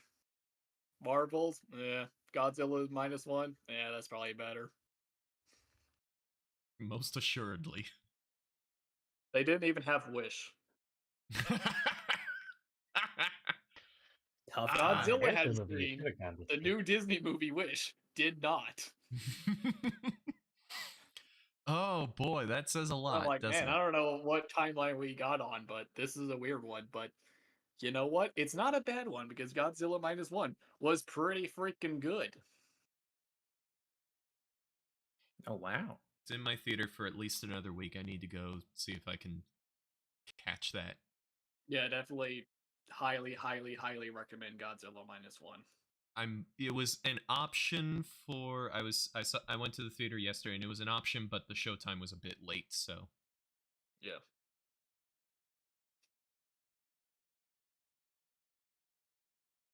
Let's see. Onwards to things I have read. I've read quotation marks, listened to audiobooks.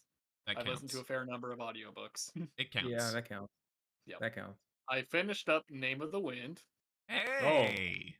Man, that's a really good book. I'm so Um, sorry. Yeah. Yeah, no. And then I stopped there because it's like, man, I really hope this last book comes out at some point Mm-mm. in my lifetime. Never. Mhm. You will No. never get it. I'm sorry. I'm gonna stop here. I'm gonna stop at Name of the Wind because it answers just enough questions that I don't need to know more. I'm very happy with what I read in Name of the Wind. Do I want to read Wise Man's Fear at some point? Sure. Do I need to? No. No. No. Quite low on Will my I, if list. that last book ever comes out? Absolutely. But Oh, yeah. until then. But until then. Let's see. I finished up Stephen King's Mr. Mercedes trilogy. Ooh. Hey. The third book is when the Stephen King supernatural bullcrap finally pops up. There it Ah. is. Yep, there it is. Mm. Definitely one of his weaker books. Oh. Oh. Not the biggest fan of this one. I'm sorry, but let me try and sum up the last book. Let's hear it. The murderer from the first book, at the Mhm. end of the first book, he gets brained in the head really hard, and that Okay. gives him psychic powers, and he hypnotizes people using bootleg Game Boys into committing suicide. What? No! So I'm sorry, Stephen King, but this one's one of your weaker stories. This is stupid. What are you talking about? This sounds incredible. I'll force you to dumb. play Donkey Kong Land on the Game Boy. No, not Wario Land. Not Wario Land, no.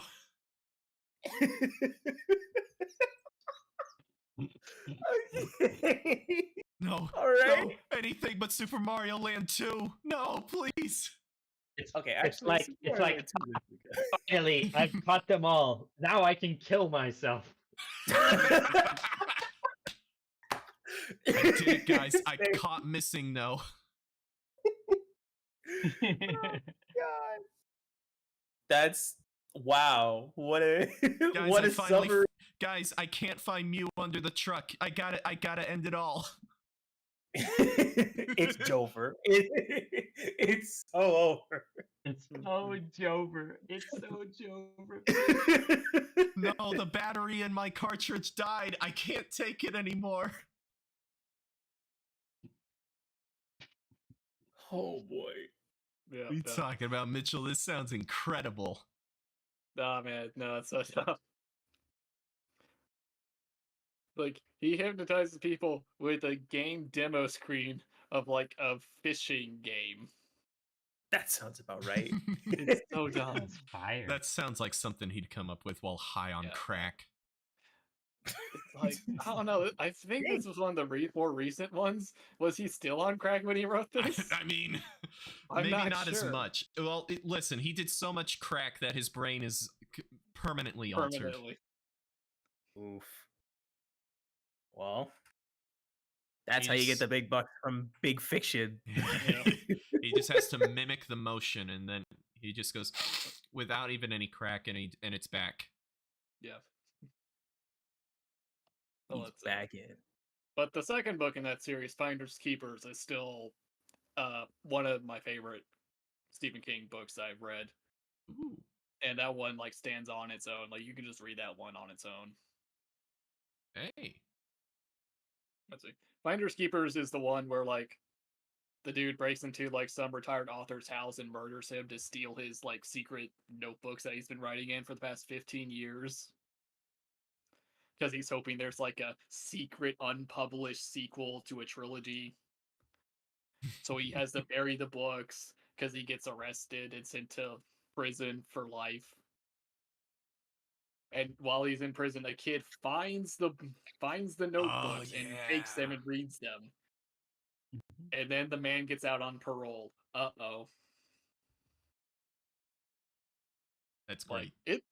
it's a good one. I would recommend Finders Keepers if nothing else.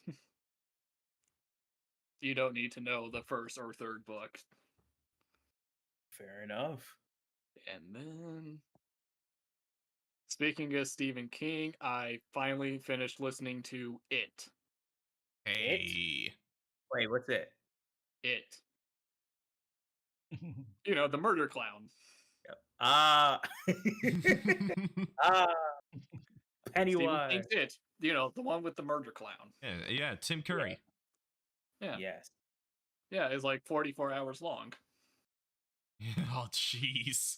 It is a long book. So how was that child sex orgy? I skipped that chapter. Good. Yay. Oh, I just straight up skipped that one.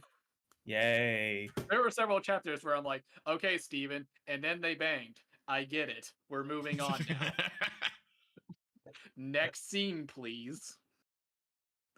Oh, is this the child sewer orgy? We're just gonna skip the next chapter. We're gonna skip it until they're no longer in the sewers, Steven. But Like, how seriously, will you know no- all of the deep Were there character no editors for this revelations? book? No one raised the issue of, hey, Steven, love it. Love your work. One piece of advice. Maybe not child sewer orgy. It was the 80s. It was was the a different 80s, time. man. Unfortunately. It was the 80s. They were all on cocaine. Yeah. Yeah. I mean, minus that part, overall pretty good. Except for that one part. You know what? Fair. Fair enough. I'm sure it's great, but I am at this point I am so sick of it that it's like on the Sick of what? bottom of my list of Stephen King books to read. Yeah, that's fair. Like, the only reason I listened to it here, when I did, was because the audiobook service I'm subscribed to doesn't have Way of Kings on it right now.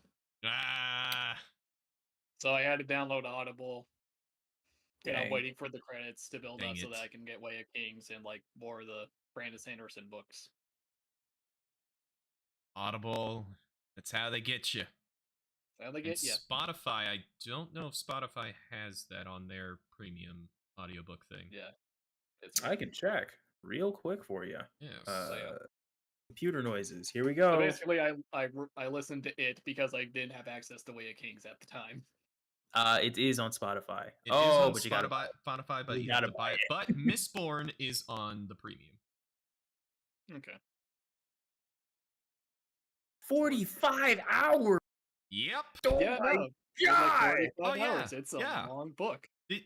One of the reasons that Oathbringer was the top selling audiobook the year it came out was because it's like 57 hours long. Oh my goodness. I keep forgetting how long.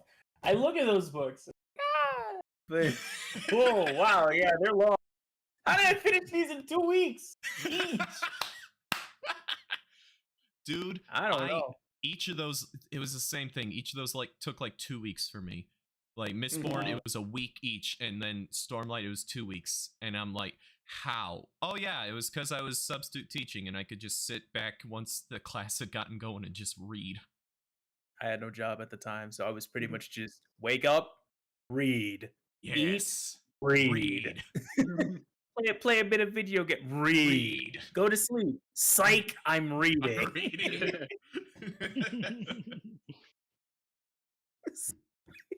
Yeah, okay, so that's how I did. Yeah. Yeah. All right. Let's see. Yikes. Things that I've watched more of the 1994 Spider-Man series. How was Very that?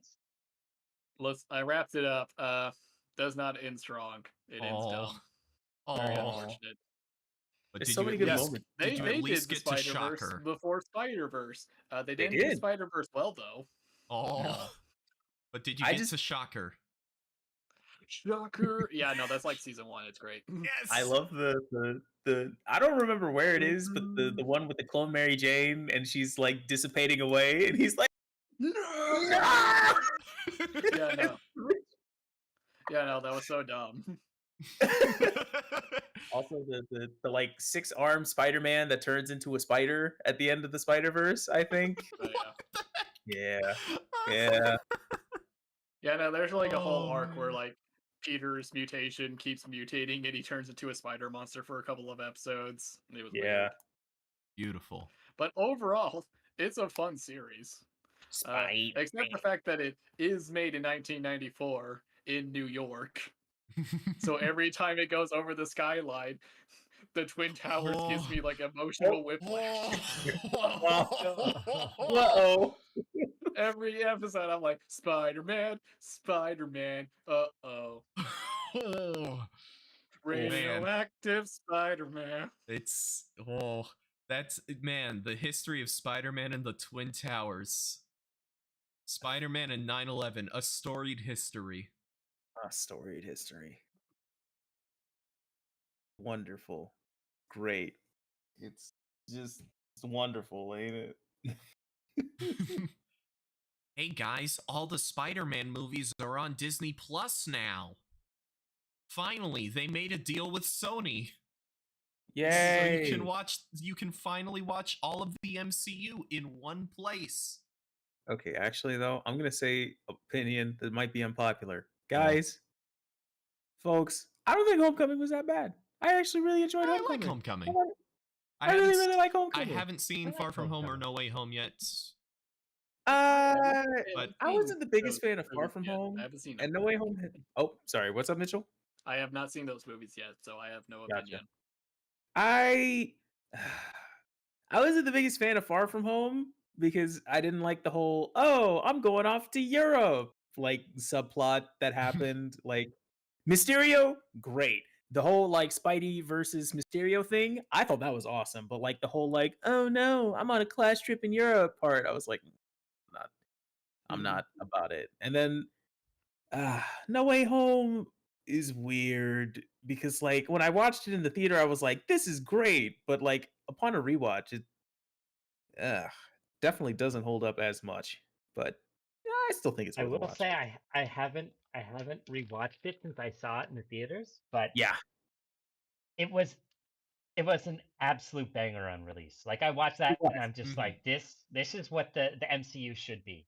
It was. It was. But like, do you remember Yes. how when you saw Endgame, when you saw it in theaters, Endgame Oh. like whoa Yeah. in theaters, but like Yeah. when you tried to watch Endgame like on your TV screen, it was like, oh, this The end- isn't dude, nearly as good as the it was in Endgame the theater. effect was bad. I don't know. I think- I feel like No Way Home is going to be better in terms is. of in that regard. Like Endgame, It is.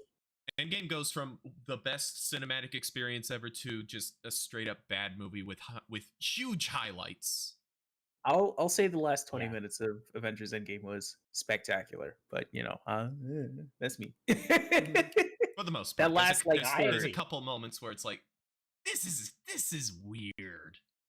Yeah. Did we really have to have like? I get wanting to have the girl power moment, but does Mantis have to be at the front lines? I mean, Mantis, let her punch He's just somebody. punking. Let her punch somebody. Come on, let her punch somebody. Mantis. It's fake anyway. Let her punch somebody. It is very fake. That's such a horrible scene. The more I think about that, that scene just scarred into my. I love the boys' rendition. The parody of that scene is 1,000,000,000,000 times better. I freaking. If you haven't watched The Boys, you need to watch The Boys. I But do the need to boys' watch The parody of Boys. it is like so much freaking better. I need I to just watch. Oh, I remember need to the- watch Invincible season 2. That's out. I just Oh, remember that same. part. Oh yeah, you should. You should watch Invincible season 2. It's good. Okay. I'm so excited for. I'm so excited. Many places. Ah! They want to run it for Cut 8 out there seasons. for a second. Ooh. You said you cut out there for like a split second. Oh, I'm just excited to see where Invincible's gonna go. But like, they want to keep it going for like 8 seasons, which Woo. they got enough content for That's it. But whew, man, From what I've heard, in general, the show is an improvement over the comics. So hey, if they keep that up, if they keep that up, yeah, if yeah, it's gonna be Amazon real good. just That seems leaves like, them alone, Well, That seems like what's his name's comics in general, like The Walking Dead, because he also did The Walking Dead, and The Walking Dead is very similar to that, where it's like Oh. everybody agrees, like for the most part, the TV show is better than the is that Garth Ennis? really? No, Robert Kirkman. No. Kirkman. Robert Kirkman. Yeah, yeah. I know that first season of The Walking Dead, the series. Whew, that first season Wow. was great, but after that, No, Garth Ennis was League of Extraordinary Gentlemen, I think. and I want to say Garth Ennis was The Boys as well, Oh yeah. if I'm not mistaken. Which, I have heard bad things about the Boys comic. I've Yeah. heard the show is just a step up in every single conceivable way. which I think is great because I really enjoy the show. I've heard Garth Ennis is sometimes incredible, and other times you go, "Why would you do this?" Sounds like most comic writers, TVA. Yeah. Not wrong. Not gonna lie to you. Not gonna lie.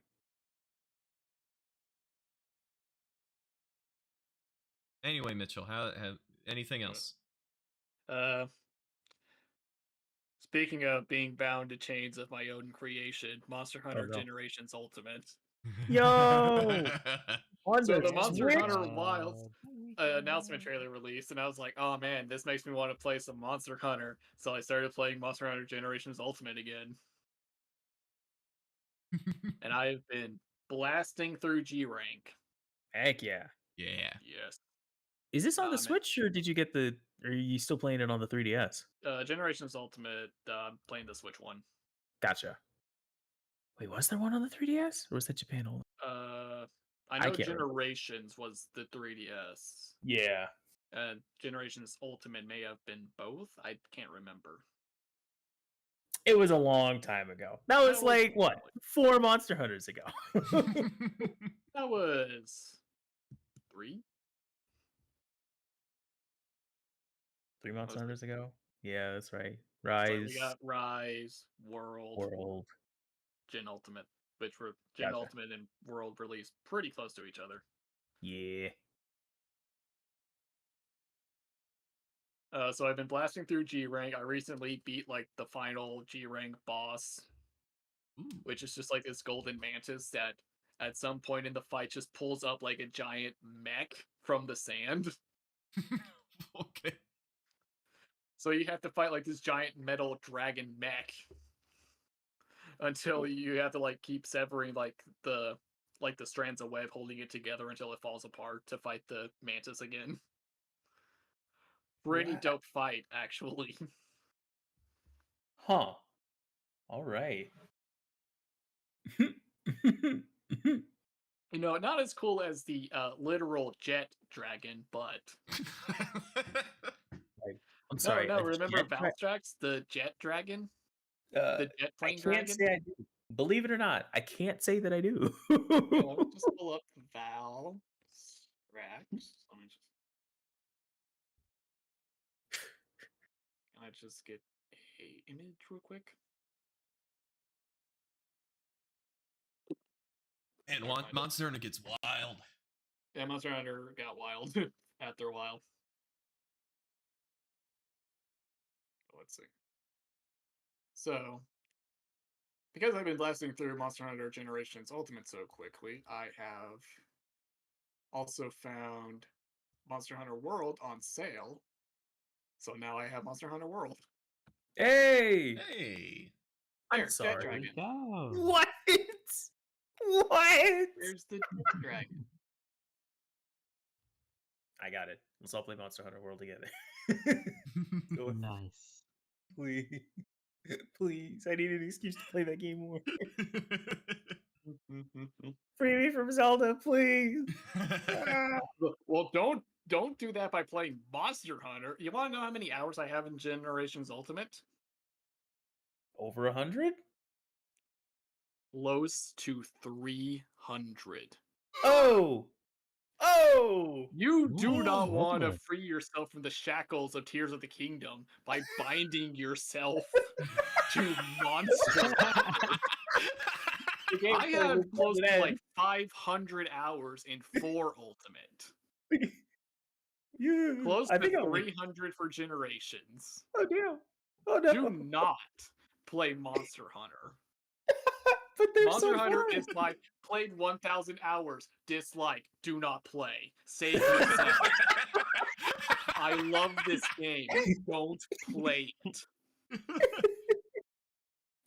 Oh. I live, eat, and breathe Monster Hunter. No one else touch it for the sake of your own sanity and well-being. You know what? Fair enough. Fair enough. Oh man. The last thing I will talk about, the last thing I did was I went to the little Renaissance fair that was in Kansas City, did like a Christmas night thing. So I went down, got some fruit jam, and then made a glazed ham for Christmas. Hey, Nice. Yeah. It actually came out pretty good. I'm quite proud of how that ham came out. Glazed Nice. ham. Nice. It was good. And that is everything. So onward to Zach, and then I shall get back on Monster Hunter. Because now that I've beaten the final boss, I need to grind the final boss and wear Gr- its skin. What? Oh, Nice. That's what you do Nice. in Monster Hunter. You kill Right. the monster until you wear its skin. True. It's very true. All right. Well, my tops of the year, I'm gonna do 3 categories. I can take a quick look at my Spotify Wrapped again. Oh yeah. Not surprising to me at all. Freaking Hunchback of Notre Dame soundtrack was my top. Well, all my top songs were from it. My top album, I think it was Okay, I that. found a short video of Valstrax if you need to see the jet dragon. All right. Oh boy. All right, let's see this. Let's see this comet attack. Valstrax comet attack.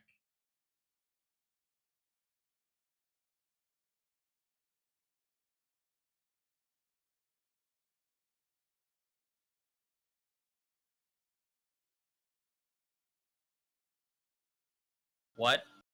What? What? What?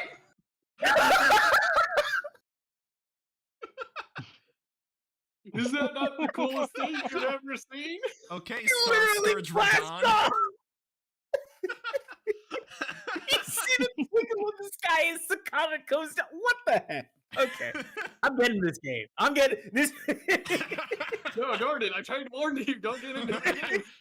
Don't get That this can't game. stop me, Let me Mitchell. show you I the can't coolest read. Okay, thing but ever. if you do get into Gen Ultimate, let me know. I will carry you through the game. I will get you to the end as quickly as possible. Let's do it. Let's do it. Oh. The best part is because of Monster Hunter Wilds, there are people playing Gen Ultimate again, so you can get a lobby. Nice. Oh, shoot. Let me roll the GameStop real quick. And the local GameStop closed over here. So sad. I mean, I'm not that sad, but you know. It's so sad. They I- would have given you $15 for a PS5.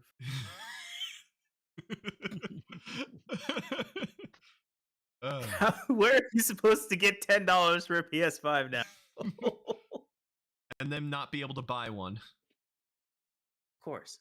Of course, because they're so in such low stock. Anyway, my Spotify, my top songs for this year for Spotify were just almost all musicals. I just listened to a ton for theater board reasons, and then I found a bunch that I was like, I like this. Let me just have this on repeat. And the entirety of the Hunchback of Notre Dame soundtrack just about is on there, is on my top 100 somewhere. Also some SpongeBob songs, because SpongeBob has legitimately fantastic music. Couple songs from Little Shop of Horrors, one song from Something Rotten, one song from Cabaret. And then the odd ones out are, for some reason, Nobuo Uematsu was my top artist. Yo, let's go. Because, man, I love Final Fantasy IX's soundtrack. Believe it or not, it's pretty good. It's pretty good. Sure, I don't have to tell you. I mean, if you ask Sakaguchi what the best Final Fantasy is, he says it's 9, and he made the series, so you know he's correct. That's true. That's true. He totally did say that. He did.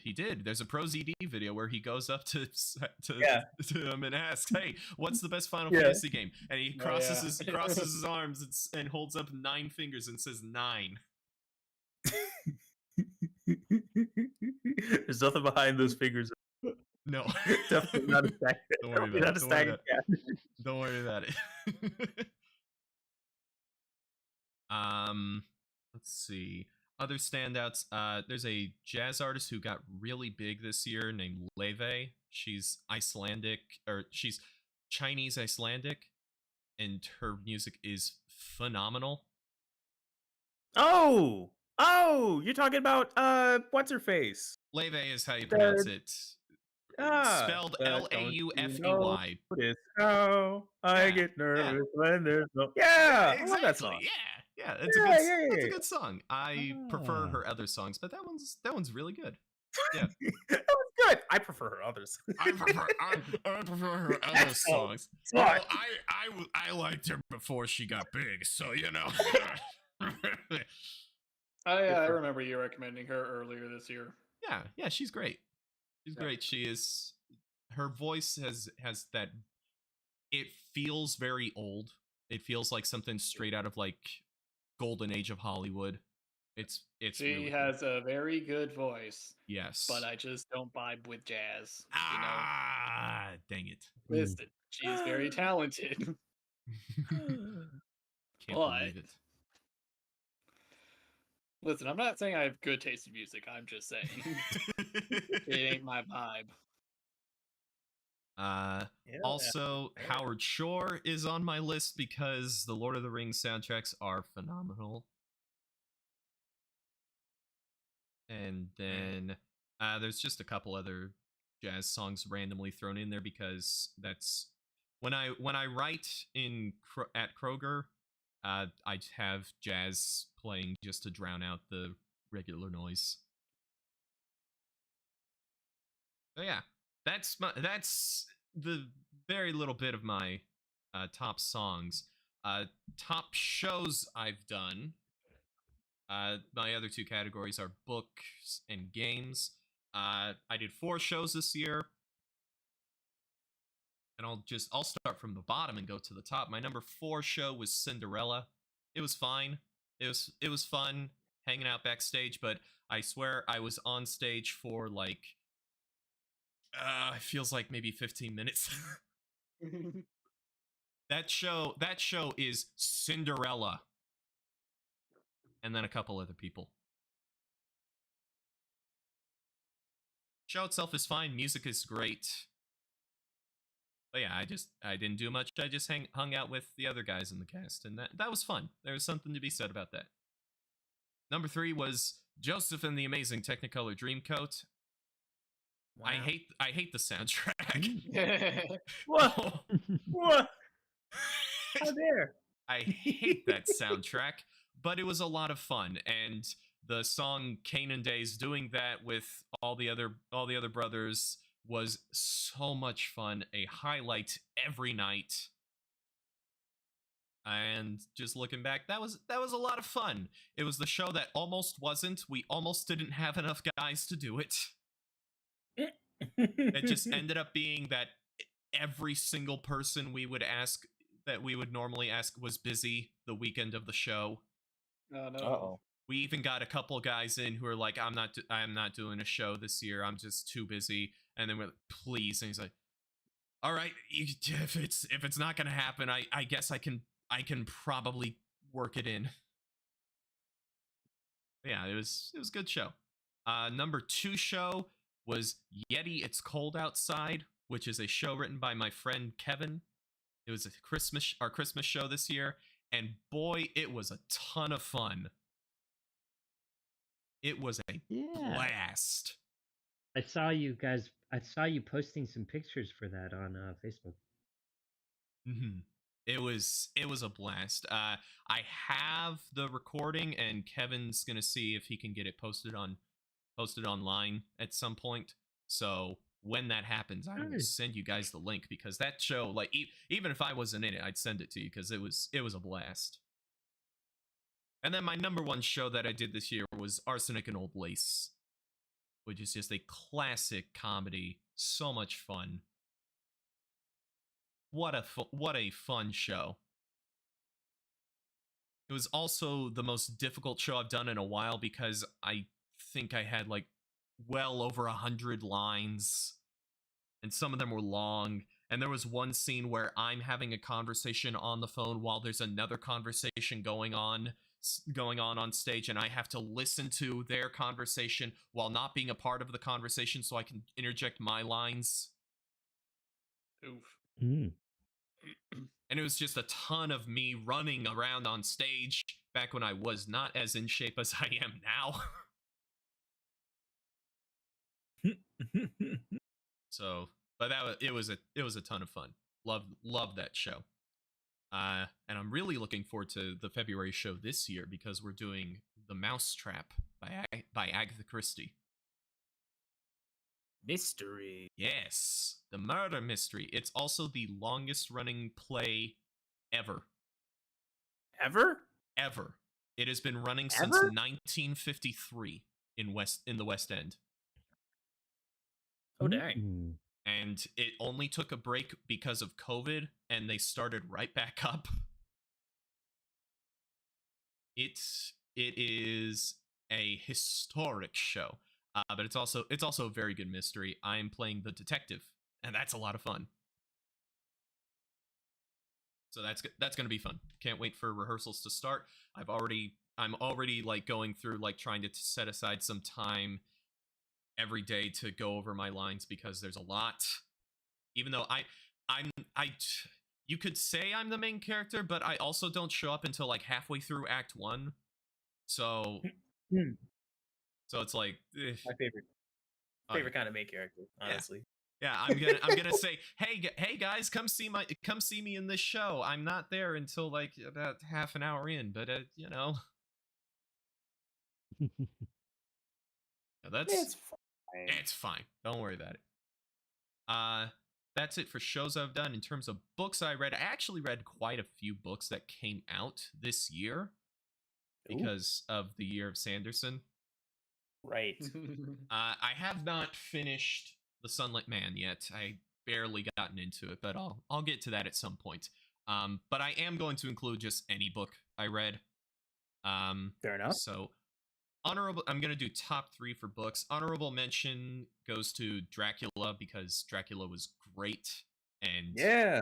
reads like a modern book. It's odd, like other than the language use, it reads like a modern book. The plot plays out like a modern story. It's really interesting. It's a ton of fun too. Another honorable mention goes to Fergal Wizard's Handbook for Surviving Medieval England, which was a ton of fun. That was a fun read. My number 3, though, goes to Yumi and the Nightmare Painter. Are we painting? Oh, yeah. Yeah, we there painting. you go. It's great. It's absolutely fantastic. I can see why it's Brandon's favorite of the secret projects, because, man, it's good. It's really, really good.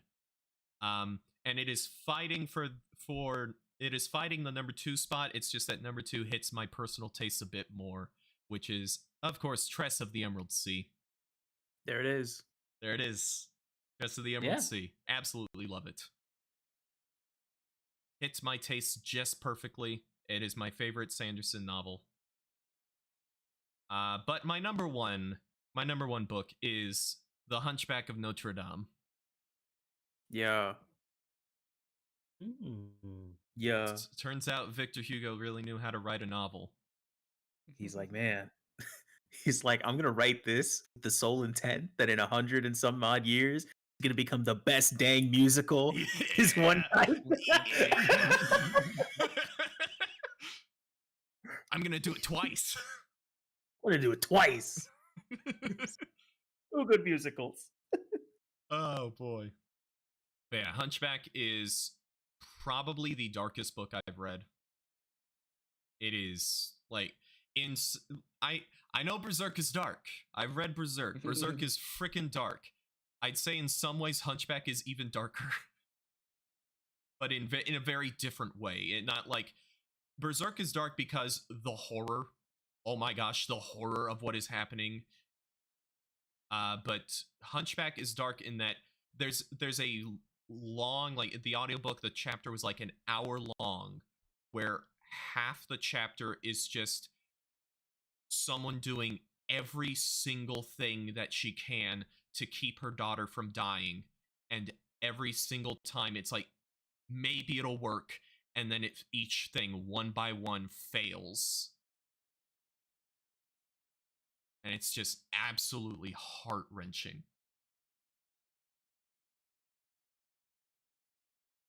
I mean, this is the same guy who wrote a book about sad French people, and he called it The Miserables.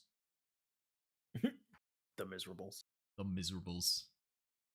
Yeah, Lemmies. Hunchback is fantastic. It's a little hard to recommend because it's a Victor Hugo novel. So It'll take you an eternity. Sometimes you're reading this incredible novel with some of the deepest and most well done characterization you've ever read, and then other times you're reading an essay by Victor Hugo. Yeah. But yeah, that's my books. Then for games, I'm doing my top 5. Hold on, do I have an honorable mention? Honorable mentions? Get them out of your way now. Let me see if I have an honorable mention. Quick, let me look at first, my PlayStation recently played games. Oh, honorable mention Tears of the Kingdom. It's fantastic. It's just there was a lot of good games this year. It was It was tough a year. great year for games. Like, holy crap. Yep. Yeah, 2023 is just genuinely. I can't even remember the last time we had a year like 2023. It's been fantastic. Absolutely fantastic. Hmm. Let me see. Hi-Fi Rush is my most anticipated game of last year because I have a PC that can play it now, kind of. Woo! Kind of.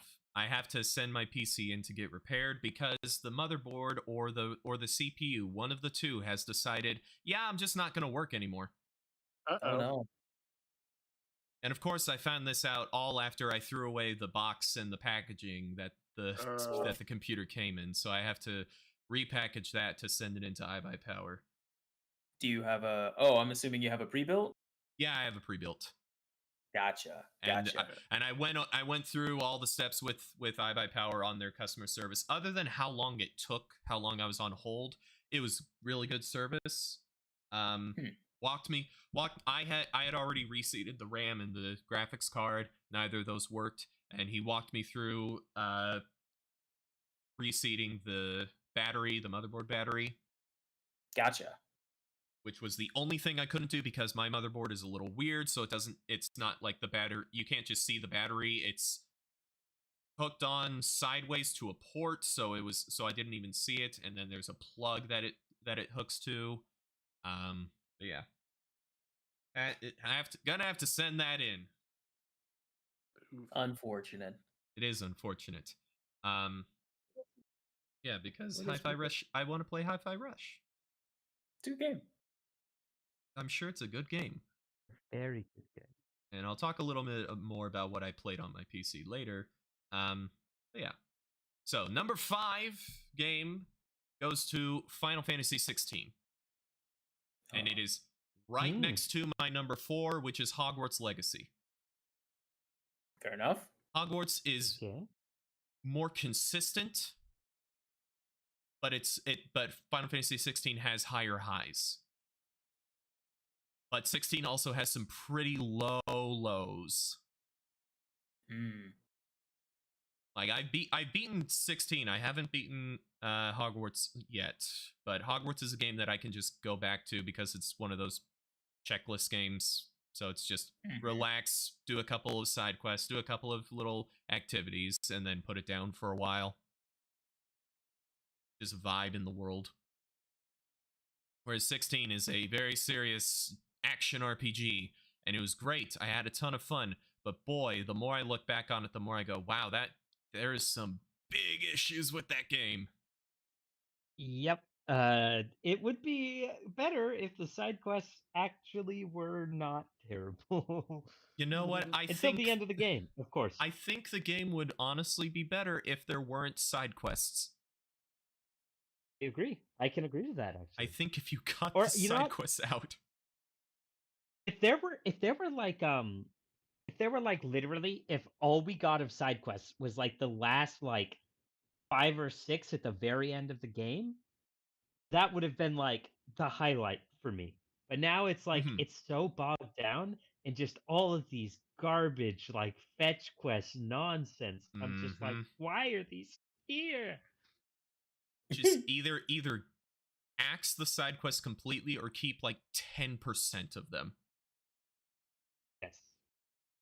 And have those 10% be the really good ones, and that's it. Just leave it there.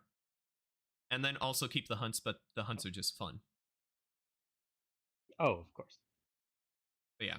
So 5 is Final Fantasy 16, 4 is Hogwarts Legacy, 3 is a game I picked up very recently.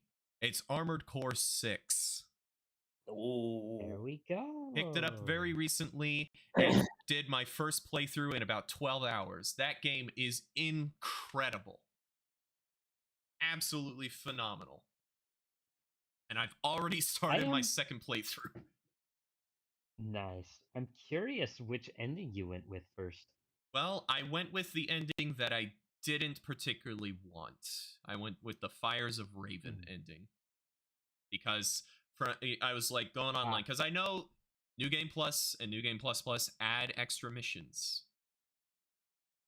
and and so I looked online. And I was like, what would be a good one to which ending would be good to start with? And they were like, Liberation is the new ending, or the new missions fit more with the Liberation ending.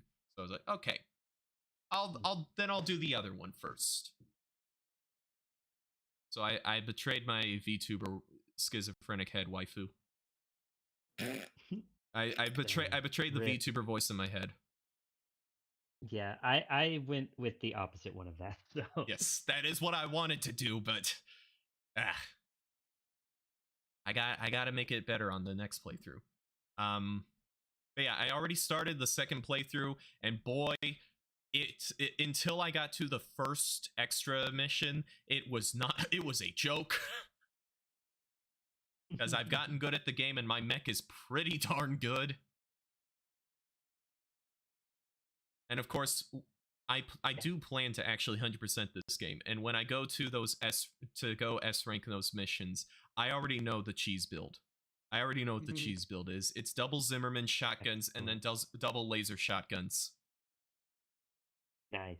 And then they just can't deal with it. The bosses can't deal with it. The only boss that can deal with it is the Ibis series, because oh my gosh, it's just Robot Millennia. Yeah. Yep. God, that boss, that was easily the hardest boss in the game. Pretty much all the other bosses took me like maybe 2 tries at most. Like even what's the boss at the beginning that gets people? Balteus. That one he only took me 2 tries. Now, I will say, I fought him after he got nerfed, but the only thing that got nerfed was the tracking on the missiles got nerfed a little bit.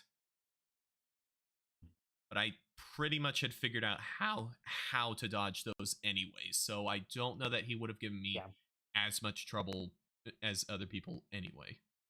But Ibis gave me a tough I only died. I only died to him, I think, once. Ibis, I think, was the only one I died to besides Balteus. I think I beat pretty much all the other bosses on my first go.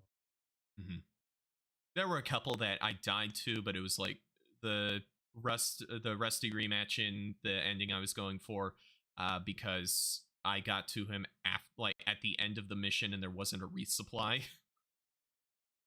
And then the checkpoint just dropped me right to him. So, but then the new mission that I got, you go into that first mission with the red guns, and you get an option partway through the mission where, hey, the head of the Rubicon Liberation Front wants to buy you out to go kill them.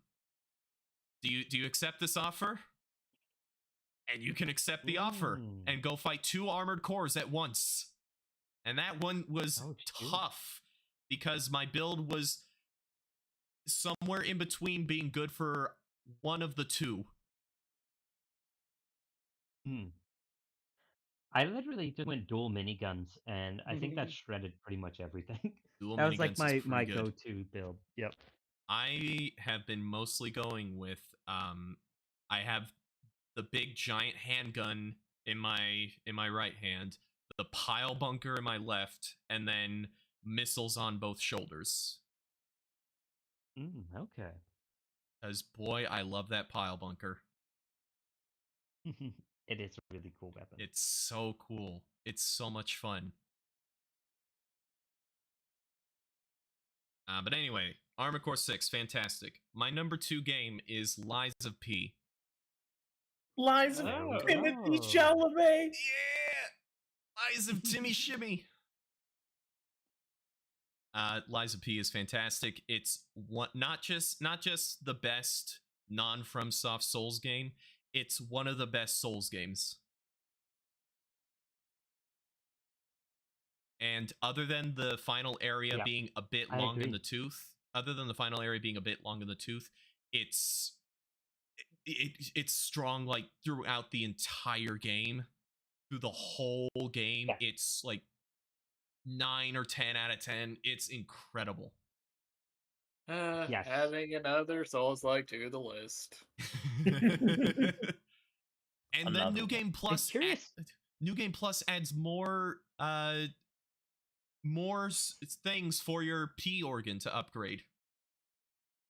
Oh, really? Yes, and some of the things it gives you are absolutely wild. I forget the one. I forget the one that just blew my mind, that it's like, you're giving this to me, this is too strong. But it's New Game Plus, so who cares? That game is fantastic. What build you go for? I went Dex. I forget the technique build. Yes. I'm going technique as well. That was just too much fun. And then I ended up sticking with the katana at the end. I have the rapier handle with the saber blade Ooh, I've been running, and that's good. actually really powerful. That one's fun. Okay. The one I went with I stuck with the rapier for a while, and then I switched over to the puppet curved sword handle with the kukri blade, because it was just a little bit faster, but the moveset is fantastic. And that I stuck with that for a while until I beat the boss that gives me the katana. And the katana is so much fun because it's charged it's R2. When you charge it up, it has a moment where it's a parry. Oh shoot! Yeah. It's hard to land, but you can find certain attacks with bosses where it's like, this is I got the timing on this, and you just knock their attack out of the way and hit them with an R2. Nice. It's so much fun. It's the most satisfying weapon in the game. It's great. Although the Puppet Ripper's pretty great. So that's Lies of P. I beat that since the last time we met. That is one of my favorite games of the year. One of my favorite Souls-likes. I personally, this is a controversial opinion, but I personally like it even more than Bloodborne. Whoa there, cowboy. Yeah, You might I need know. to back it up a couple of. Oh, whoa there. Whoa, Nilly. Whoa there. Slow down there, partner. I will not say whether or not that is the case until I have beaten it. Mhm. We'll see. We'll see. I do really like the story of Lies of P. Yeah. I love the story, love the themes, love what it's going for. Yeah, it's one of it's the few fascinating. games where I've just stopped and actually read all the item descriptions. Mm-hmm. Yeah, it's great. It's fantastic, and you can get the story without reading all the item descriptions. The item descriptions just add even more. Yeah. And there's a lot of quality of life stuff to it. Like for side quests, it'll just have an icon on the bonfire where you need to go to continue the side quest, instead of you having to just know. Mm-hmm. And that's nice. Yeah, Lies of P is great. It's might be probably top 3 Souls games, honestly. Yeah, it's really good. And then, of course, my game of the year is, to no one's surprise, Baldur's Gate 3. I am now finally in Act 2. Took me a while, but I finally got there. I'm deep in the Gauntlet of Shar, and I'm so happy to be there because it's all Shadowheart time, and Shadowheart's my favorite. Not just the obvious romance option for me, but she's also just my favorite character of the party members. I will say, before you do the final section of the gauntlet, save. Make sure you I save. will. I will do that. I've gotten to the point where I have to overwrite my old saves because I'm running out of space to save on my PlayStation. Yeah, Baldur's Gate is absolutely phenomenal. Incredible game. Absolutely love it. I don't really have much more to say about it. It's just incredible. Yeah, it is. So that's my of the year stuff. I kind of went over theater stuff, so I don't need to go into that. I did watch a movie. Oh, It was a movie I went out with some friends for my birthday yesterday. My birthday was not yesterday, it was the day before, but I went out with friends yesterday. And it was also just like, hey, end of the break, let's all meet up. And so we went, had no idea what to watch when we got to the theater. We looked around at what was there, but unfortunately my birthday's in January. Oof. So there's like nothing. What do you mean? The critically acclaimed movie Beekeeper is coming out pretty soon. Yeah. I can't keep a straight face. There was a big ol' stand or a big ol' poster for Wish, and Wish was not in theaters. They were like, "Get that shit out of here! Get it out of here! Get that AI written movie out of here." Allegedly. Oof. Allegedly. Allegedly. But yeah.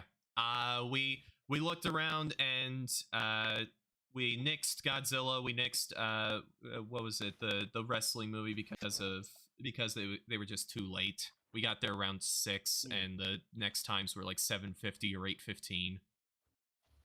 And so that narrowed down the options, and we were like, yeah, what the heck? Instead of seeing this dumb, our choices are like this dumb freaking horror movie, Night Swim. I don't want to see that. Yes. So instead we decided to watch Wonka with good old Timmy Shimmy. No, Timmy Jimmy Wonka. There he goes, baby. There he is. Is Timmy Shimmy. He was a theater kid. He gave all of NYU syphilis. That's true. We watched. Oh, we watched. What I forget his gamer tag. His YouTube account. Yes. You're right. It was, they announced it at the Game Awards. Yeah, that was the best. Modded Controller 360 or something like that. Yeah. I was like, I didn't believe it. When they said that, I just straight up did not believe them. So I had to look it up, and it was real. It's real. Yeah. Good old Timmy Shimmy. He's pretty good. He's better than Johnny Depp, not as good as Gene Wilder, and that's basically how I think of this movie. Better than the Johnny Depp movie, nowhere near as good as the Gene Wilder movie. Well, hey now. We can't forget Danny Elfman banging score from the Charlie and the Chocolate Factory. Okay, the score was Come great. on. Hey, the Come Danny Elfman score was better than this movie's score because boy, this movie has songs and they're all terrible. They're all no. I forgot every single one of them as I was watching the movie. Another song was coming up and I thought to myself, what was the tune of the last song? I can't remember. I can't remember it at all. And it was like 5 seconds ago. There's like one song that I remember the beginning of the chorus for, and that's it. The only songs I remember were the songs from the Gene Wilder movie. No. I will say we did have the absolute worst viewing experience. We were right in the front, off to the side. Oof. And the screen, the projector they had anytime there was a light color, like close to white, there were purple lines just artifacting all over. But yeah, the movie itself was, it's all right. It's fine. Surprisingly okay. The climax of the movie goes on for like 10 minutes too long. Rowan Atkinson wasn't in the movie nearly as much as I would have wanted him to. Keegan-Michael Key's character is hilarious. They have a really good bit with him.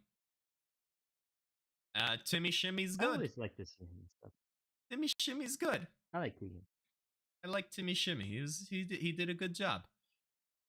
And the little girl they have, like everyone in the movie is actually acting very well despite the material being okay, except for the little girl who I'm sure she tried, but kids have a hard time.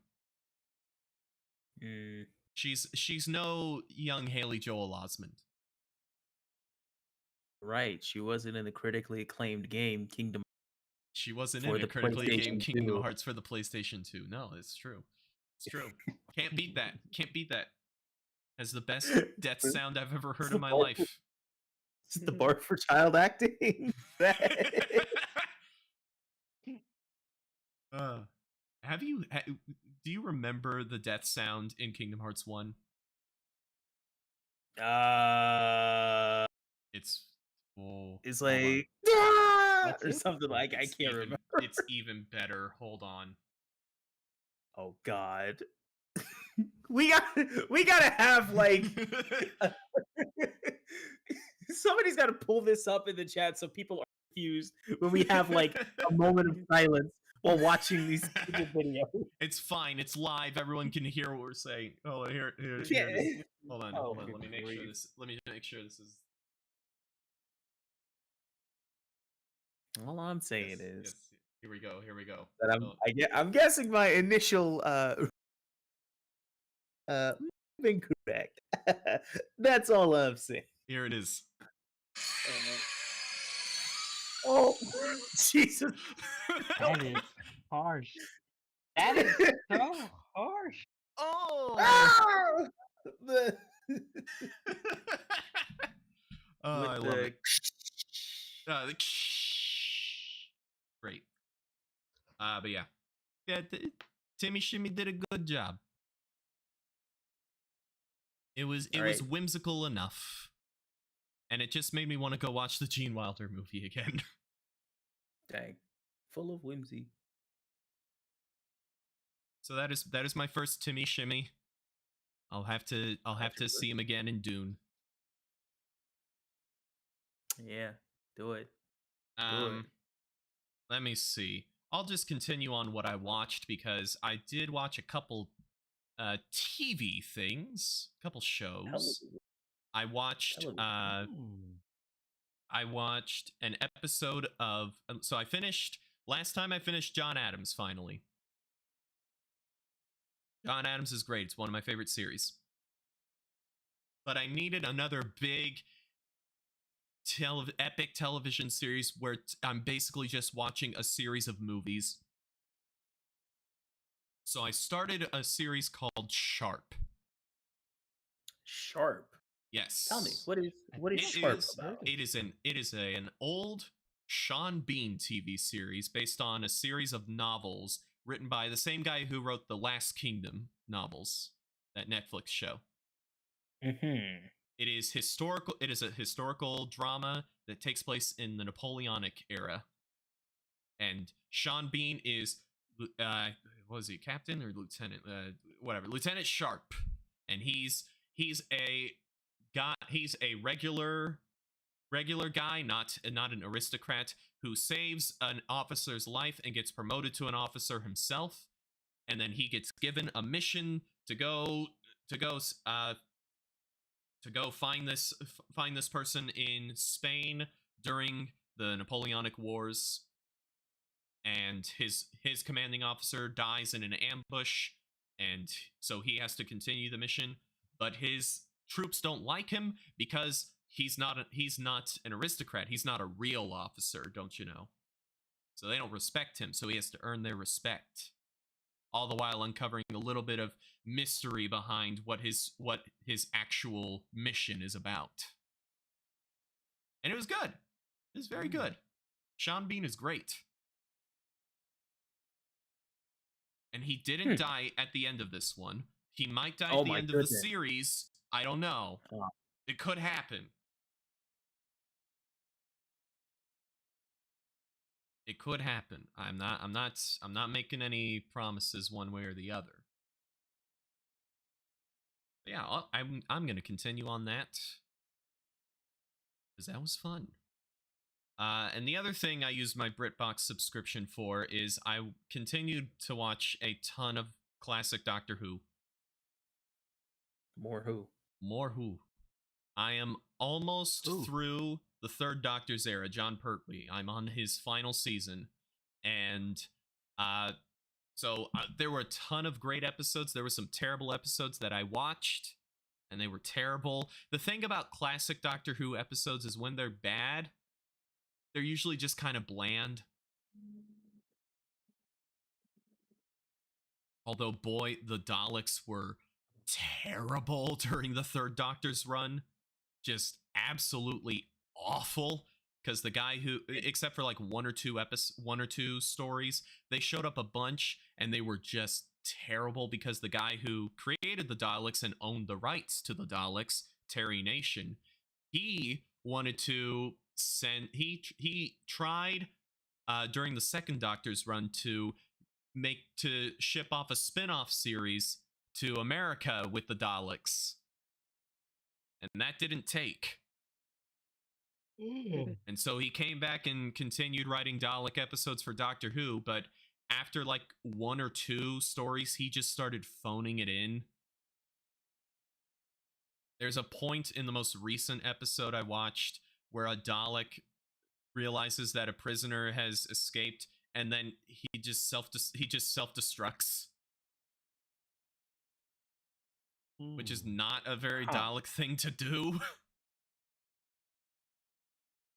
But Terry Nation was just phoning it in at that point.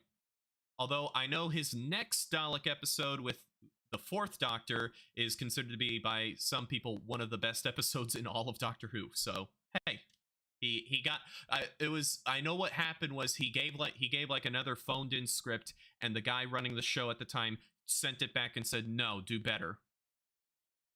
And so he actually and he like, they talked for a bit, and then they were like, hey, let's do an episode about the Daleks' origins.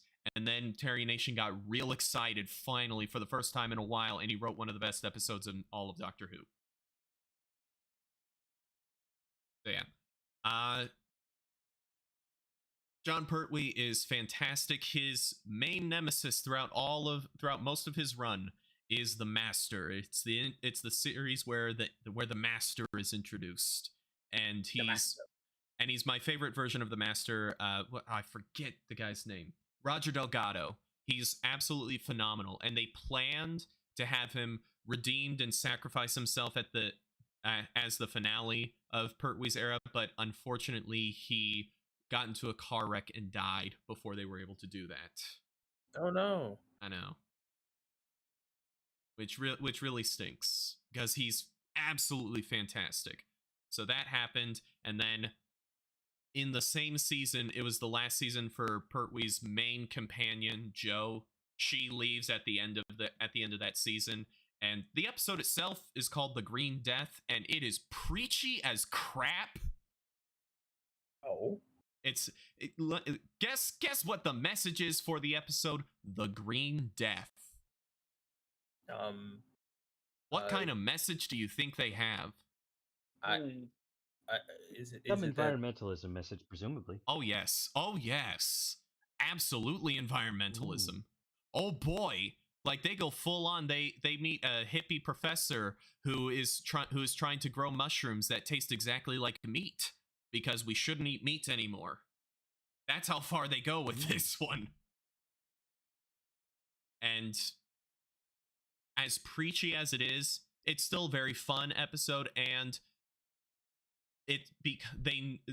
because it's a companion leaving episode, there's a lot of heavy hints that Jo's going to leave at the end of the story, and Pertwee's performance throughout the whole thing is absolutely phenomenal. There's a lot of like, you can see him struggling with coming to terms with Jo leaving. You can see him trying to like intervene between her budding relationship with the professor, so that, hey, maybe they won't get together and she'll stay with me. Maybe I can tempt her with all the cool space stuff all those cool space adventures, and just slowly coming to terms with she's leaving. And it's great. But that means the next season we got a new companion, and it's Pertwee's last season. And Pertwee has, I believe, he's since said that he kind of wished he had left earlier because after both Roger Delgado and Katie Manning left the show, he felt like he was just kind of there. He felt like he lost kind of the reason he was there. But the new companion is the fan favorite companion, Sarah Jane Smith, who you might remember if you watched the new series. She showed up in David Tennant's run. Mm. And she's great. Sarah Jane is great. It also has one of my favorite stories in all of Doctor Who called Invasion of the Dinosaurs, where London is. Wait. Let me guess. Uh-huh. There are dinosaurs involved? There are In dinosaurs London? involved. Oh man. In London. Oh man. And dinosaurs start appearing all around Uh-huh. London. And because the show was made on like a very small budget in the 1970s, the effects are atrocious. You get Awesome. to see the Doctor fighting a freaking green screen T-Rex puppet. And it's so good. And Oh, it's beautiful. he beats off a very cheap pterodactyl puppet with a broom. Oh, I loved it. I loved it so much. And it was actually a pretty good story, but it's also just so hilarious with the terrible cheap effects. For some reason the first episode is only in black and white. The color tapes, I'm sure, were just burned by the BBC because the BBC. Mm-hmm. Yeah.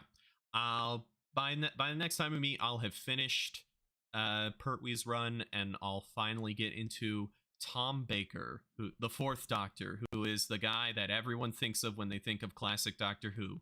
He's the one with the big, gigantic scarf. Ah, yeah, of course. Yes. Dark guy. Yeah, he's iconic. Yes, absolutely iconic. So yeah, and during this whole time, the Doctor Who specials have been airing, with David Tennant playing the 14th Doctor, coming back to play the 14th Doctor, and Russell T. Davies coming back to run the show. Yeah. And I have not watched those. Everything I've heard about them has been not good. Well, uh-oh. Oh no. As in, they kind of take amazing storylines that, like anytime it's just David Tennant and Donna, it's still pretty good because they're both phenomenal actors who play off each other very well, and the script is at certain points when the script is at its best, it's okay Doctor Who. Not particularly great, but it's okay. But then there's other parts of the episodes. I'm going to read you a quote from a review of the specials, of the first of the specials. And it goes like this. But if you've been indifferent to Who, this won't be the episode to convert you. And if you're altogether new to the show, you'll probably wonder what all the fuss has been about.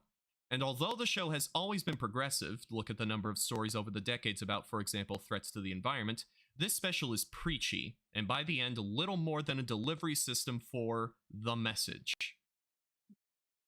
Now, I want you to guess where that review comes from. I don't know, Polygon? That comes straight from the BBC. Ah, Oh. When the BBC says you're getting a bit preachy about their own show, you know it's getting pretty dang preachy. mm-hmm. So, yeah. And unfortunately, I don't think the show is going to turn it around anytime soon. So maybe I'll hear differently when they have the 15th Doctor, who I believe is played by a guy named Chidi Gatwa. Maybe he'll turn it around. Maybe him and Russell will be able to turn it around. But at this point, Doctor Who ends at season 10 for me. There you go. Yep. Anyway, enough depressing stuff. I played some games. Some games. Some games. Games. Video on your games. phone? Already talked about Armored Core. Armored Core is great. Absolutely fantastic. Let's see. Finished Lies of P. Talked about that already. Played a little bit of more of Assassin's Creed Mirage. That is just a game that I will come back to throughout the years and slowly chip away at it. It's fun. Same with Hogwarts Legacy. I talked about Baldur's Gate. When I had my PC, they had a big sale on the Epic Games Store for all of the Kingdom Hearts games, so I went and grabbed those. I got every single one of them for $60 total, which I'd say is pretty good.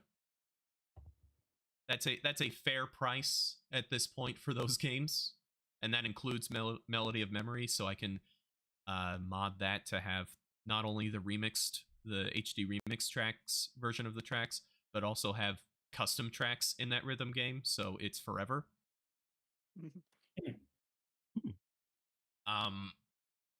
Yeah, I wanted to get those because I wanted to get the Kingdom Hearts 2 randomizer working again on my new PC.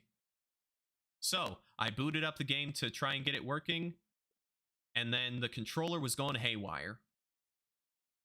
Absolutely haywire.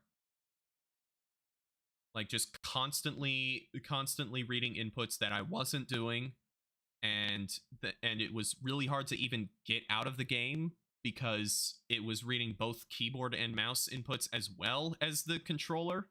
And so I eventually had to randomizer, Nelson. I'm not sure. No. This was before the randomizer was even installed. This is just the base game. Yeah, no, that's no good. That's no bueno. No bueno at all. So I closed it. I turned off the controller, tried it again, but then the controller is connecting via Bluetooth because I got a Switch Pro controller for PC stuff, and it didn't like it still. That was weird. And I eventually had to just plug in my PlayStation 5 controller and get DS5 going, and finally it was working.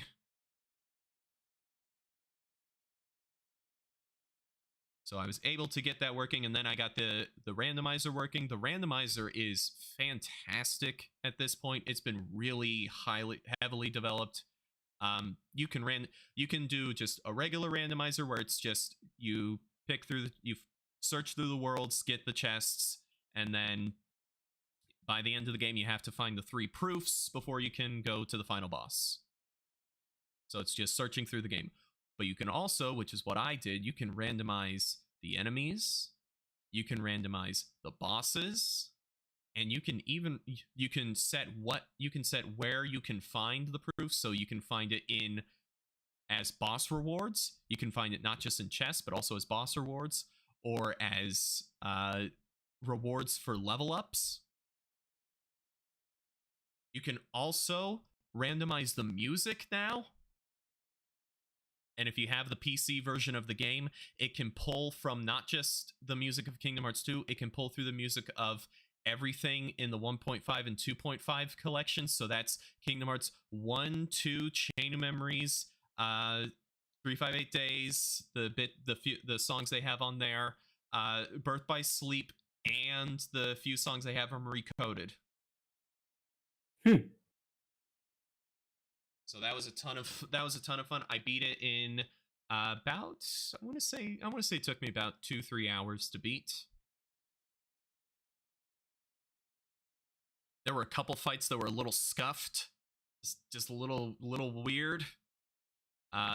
One of the final bosses was the Grim Reaper from Port Royal. but I fought and it was the second version of the fight, and I fought him alone, Oh no.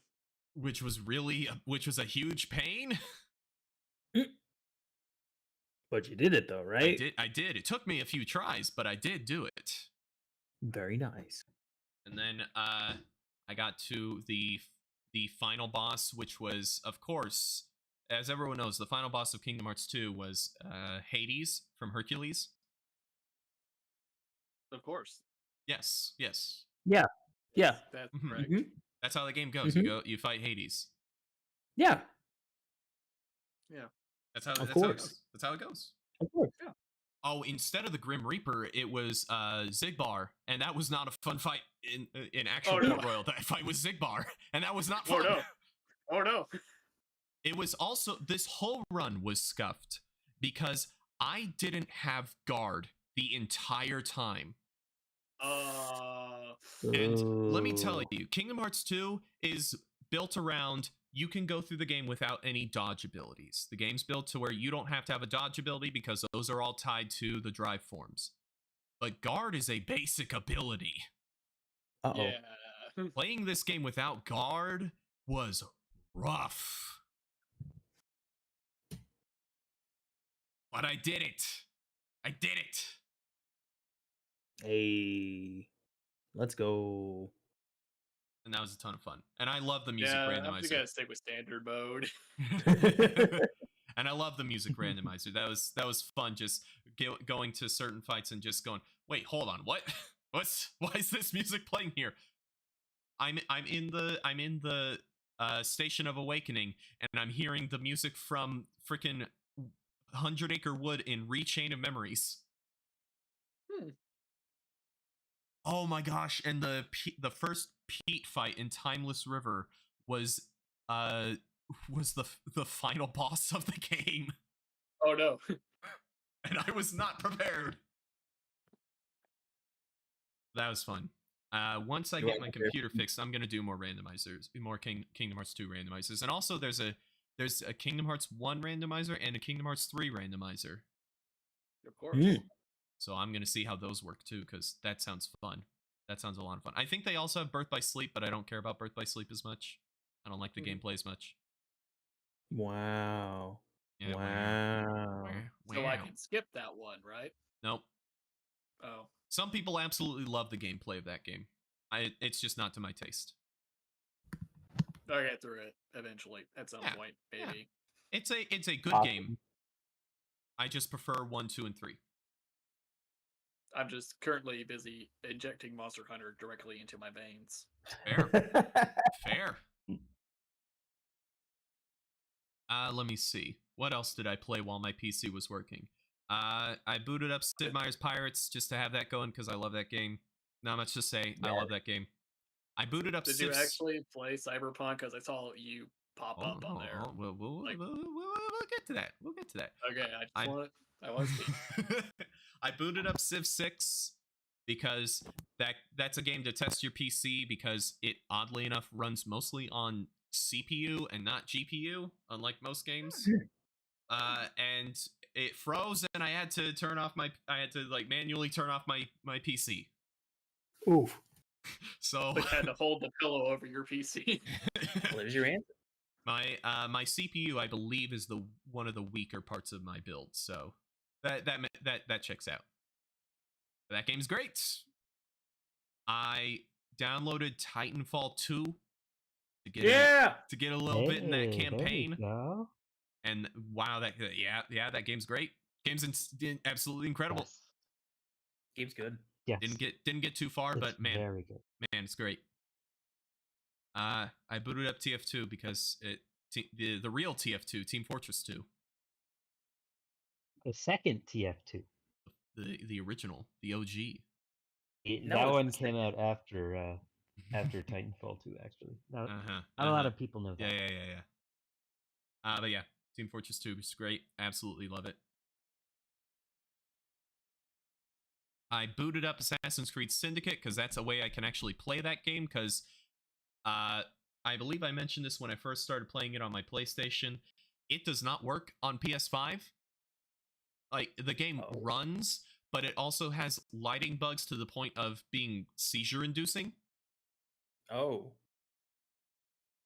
And this was a problem on the PS4 Pro that they patched. They have yet to patch it for PS5, and they probably never will because Ubisoft has abandoned any game before Valhalla, before Odyssey. Oh, no. Dang. Dang, that stinks. It does. It really does. So the PC version is how I'll play that game because I like it. I like that game. I played a lot more of The Witcher 3. I finally got to the second area of the game. I got to Skellige. I finished up what I wanted to finish up in Novigrad and Velen, and I went to Skellige. And I went to a party with Yennefer. Finally, after like 60 something hours into this game, more time than I spent in either of the previous two games, finally started the canon romance with Yennefer. Did you pick the right shirt? Which shirt? Which shirt is the right shirt?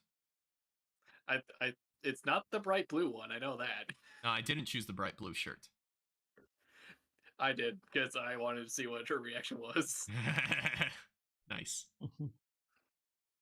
But yeah, that game is absolutely incredible. Can't wait to play more once my PC gets fixed. And I played a crap ton of Warhammer 40k Dark Tide. Mm. Okay. Love that game. That game is a ton of fun. I'm working through getting... My zealot is level 20 or 21, I believe, which means I'm almost through the level 30 grind, which is when I can finally start actually trying to get good gear and make a good build. But that game's a ton of fun just regardless. I've started doing the third difficulty. There's five levels of difficulty, and I've started doing third level difficulty missions. And I failed a bunch of them because it's hard. But I'm good enough at this point, and most of the people I get matched with are good enough that most of the time I win, so that it makes the grind a little better.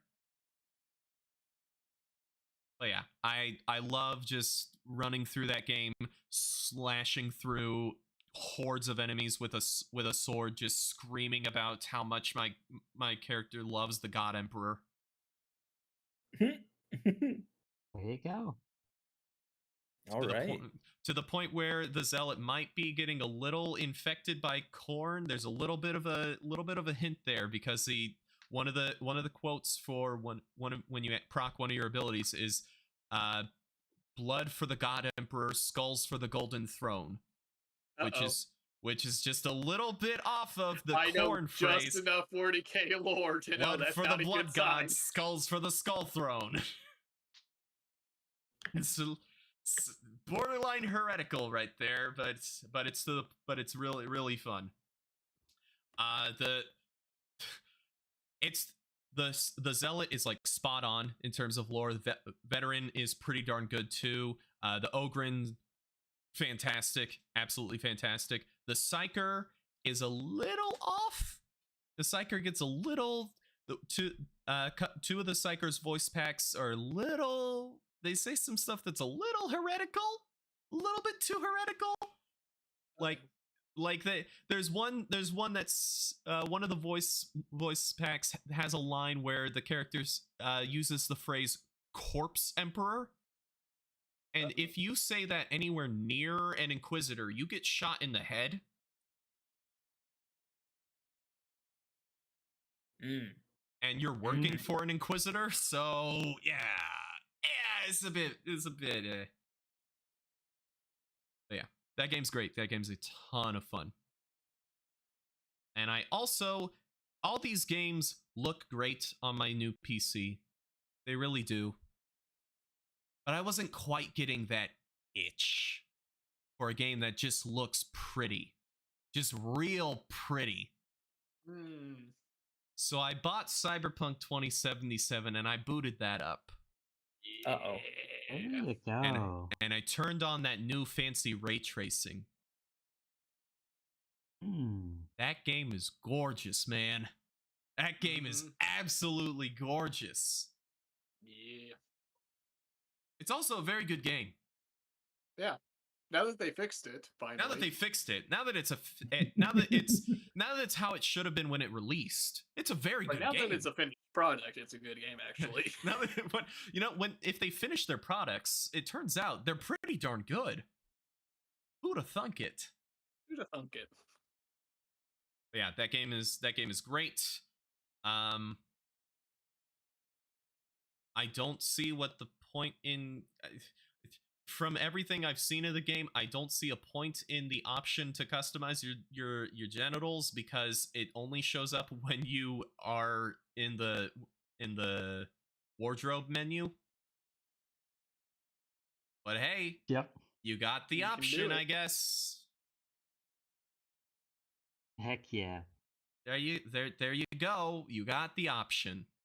I think it mainly affects romances because the romance options are extremely limiting. Yes. Well, I I do think know that's like the main I thing. already know which girl I want to go with, so that's fine.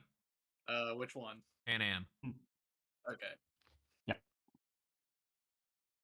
Just from everything I've seen from I haven't met her in the Hang game on. yet. Speaking of Nothing of Pan game. Am, where do I have it? Where do I have it? Oh, This is gonna take me a minute. Keep oh. going. Keep talking. This will take a second. Okay. I went with the corpo background because that seems the most fun to me. It's a good one. And whoa, that opening was rough. Whoa. It's a good one. Both the corpo opening itself and the first mission, just what a great introduction to the world. Absolutely fantastic. And it's such an interesting world too. So I haven't gotten that far in the game, but I did have a conversation with a guy in a car. There we go. Oh boy, let's see this.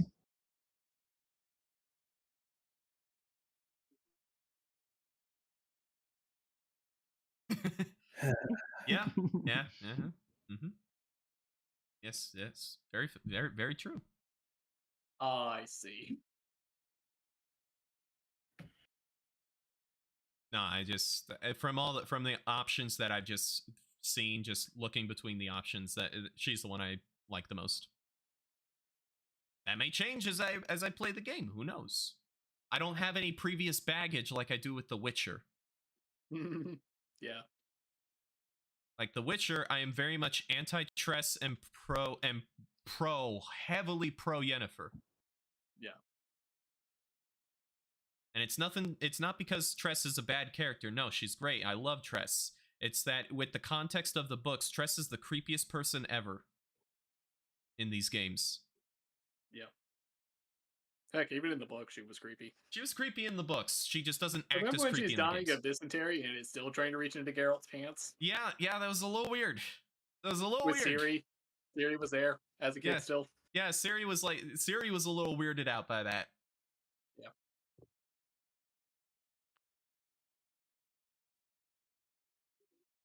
And she's so much of a better character in the games. It's just a shame that by implication she's also a huge creep. Yeah. She was still a huge creep in Witcher 1. Yeah. Yeah, no, well, in context, she knows that Geralt and Yennefer were a thing, and she knows Geralt has amnesia, but she doesn't say anything about it. Actively chooses not to tell him. Actively chooses not to tell Geralt. And I can't wait for that Witcher 1 remake to come out. Yeah, it's totally gonna happen. It's gonna happen, and that's the only way I'll play that game ever again. That's the only way you can convince me to play that game again.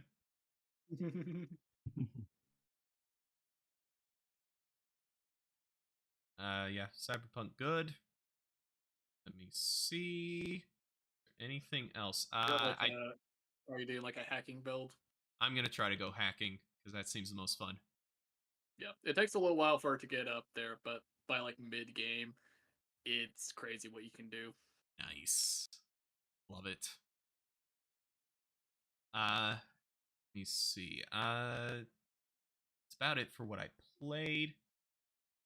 In terms of reading, I'm chipping away a little more at Until They Are Hanged, first Law trilogy book. Very good. Joe Abercrombie's a good writer. And the plot has kicked in this book. Unlike the first book, there's plot.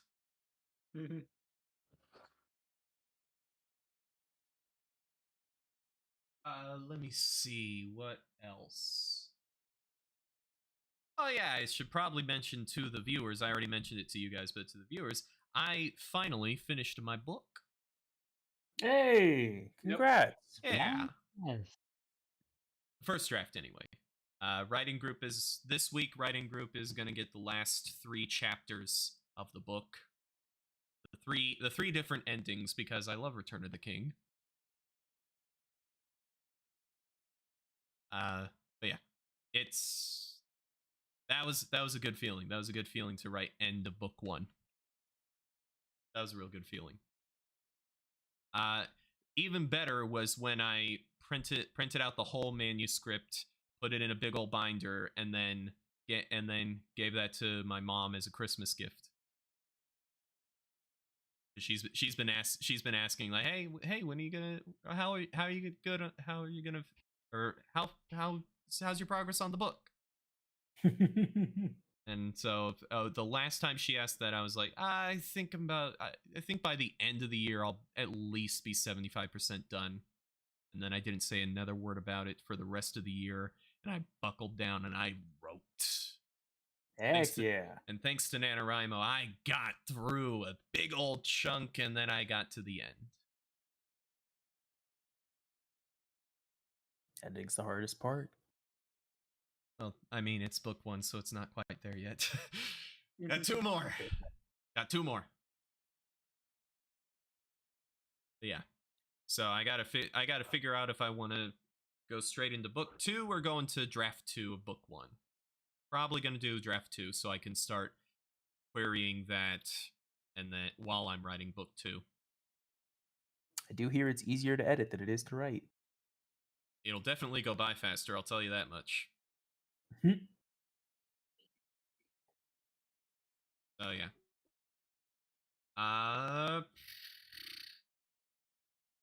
Think that's about it for me. I put together some more Skaven.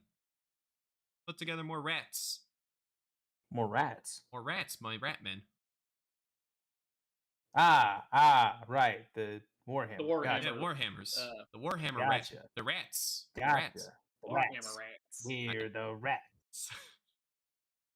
There's so many rats, dude. It comes with like 17 rats. There's so many rats, and it's not even enough for even like a small army because the Skaven are a horde faction. But it comes with a couple other things. There's 3 rat ogres. Those are the next things I'm gonna build. And then after that, it has like you can make a warp fire cannon, a warp lightning cannon. Because the Skaven are also secretly the most technologically advanced race in Warhammer Fantasy. They've actually built nukes. Uh-oh. The thing is, they hate each other so much that they can't stay organized at all nearly long enough to do anything really too destructive.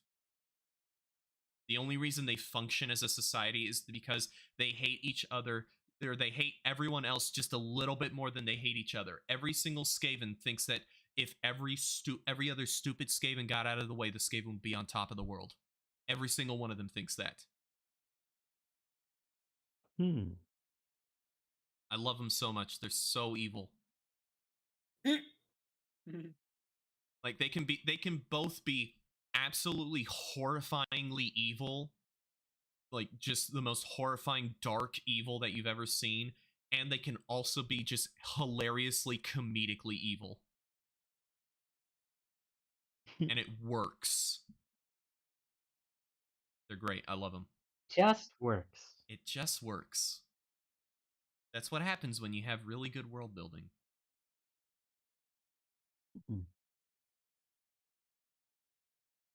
I believe that that is that for me.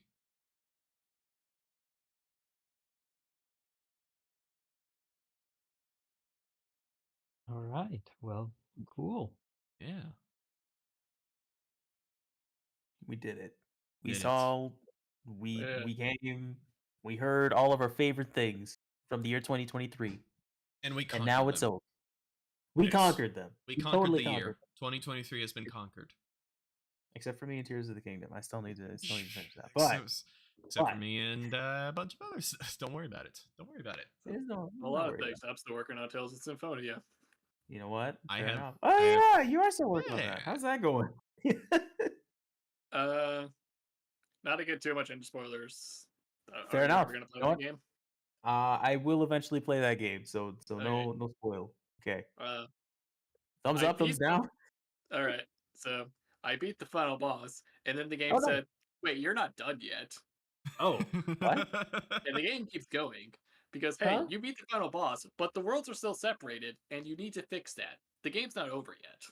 Oh. So Well, I kind of well, put you it know down what? the past couple of months because I need a break because that boss fight was hard. Fair enough. Sorry, what game was this again? Tales of Symphonia. Ah, I remember you talking about that.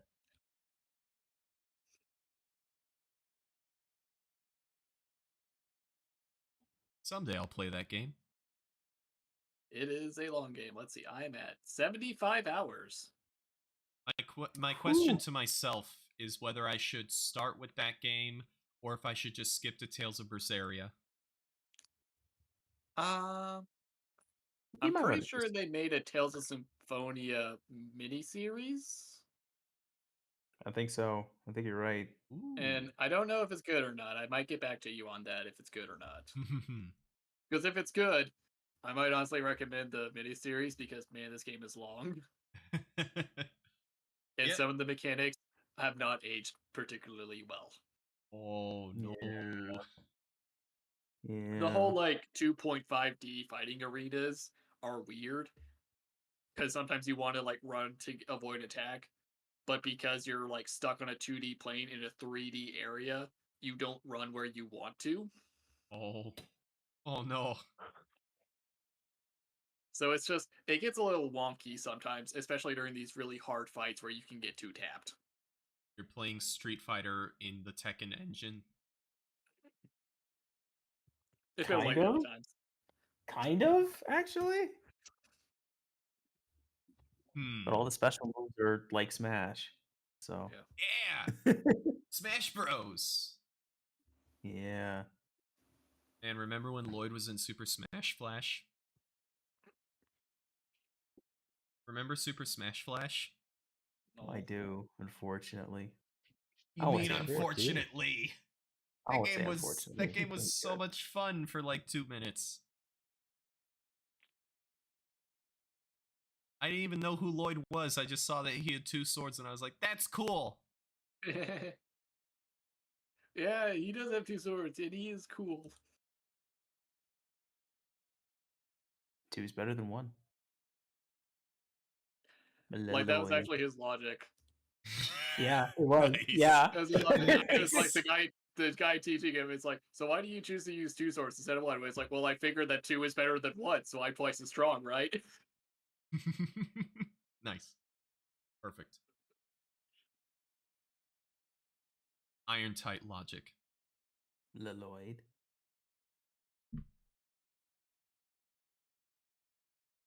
Oh, poor Lloyd. He's such an idiot. He really is. He really is. Like, they all took an exam. Like, you could take, like, a university exam, and Lloyd's like, I got a 57. That's my best score yet. Lloyd, it's out of 400. Oh. Nice.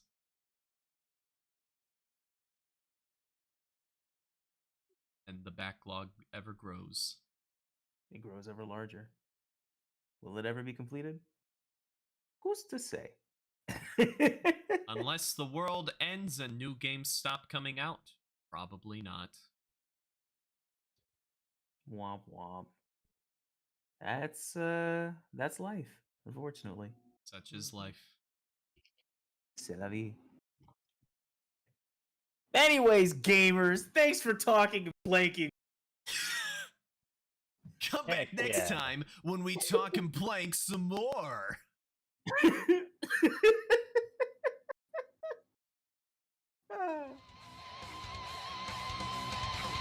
that's how we end. We're on the outro now.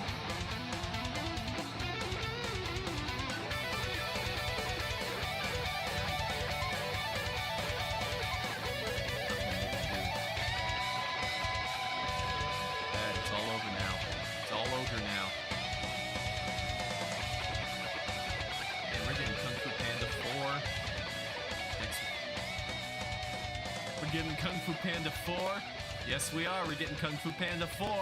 And then, we're gonna get Shrek 5. Just wait. We're gonna get Shrek 5. The tagline's gonna be, "It ain't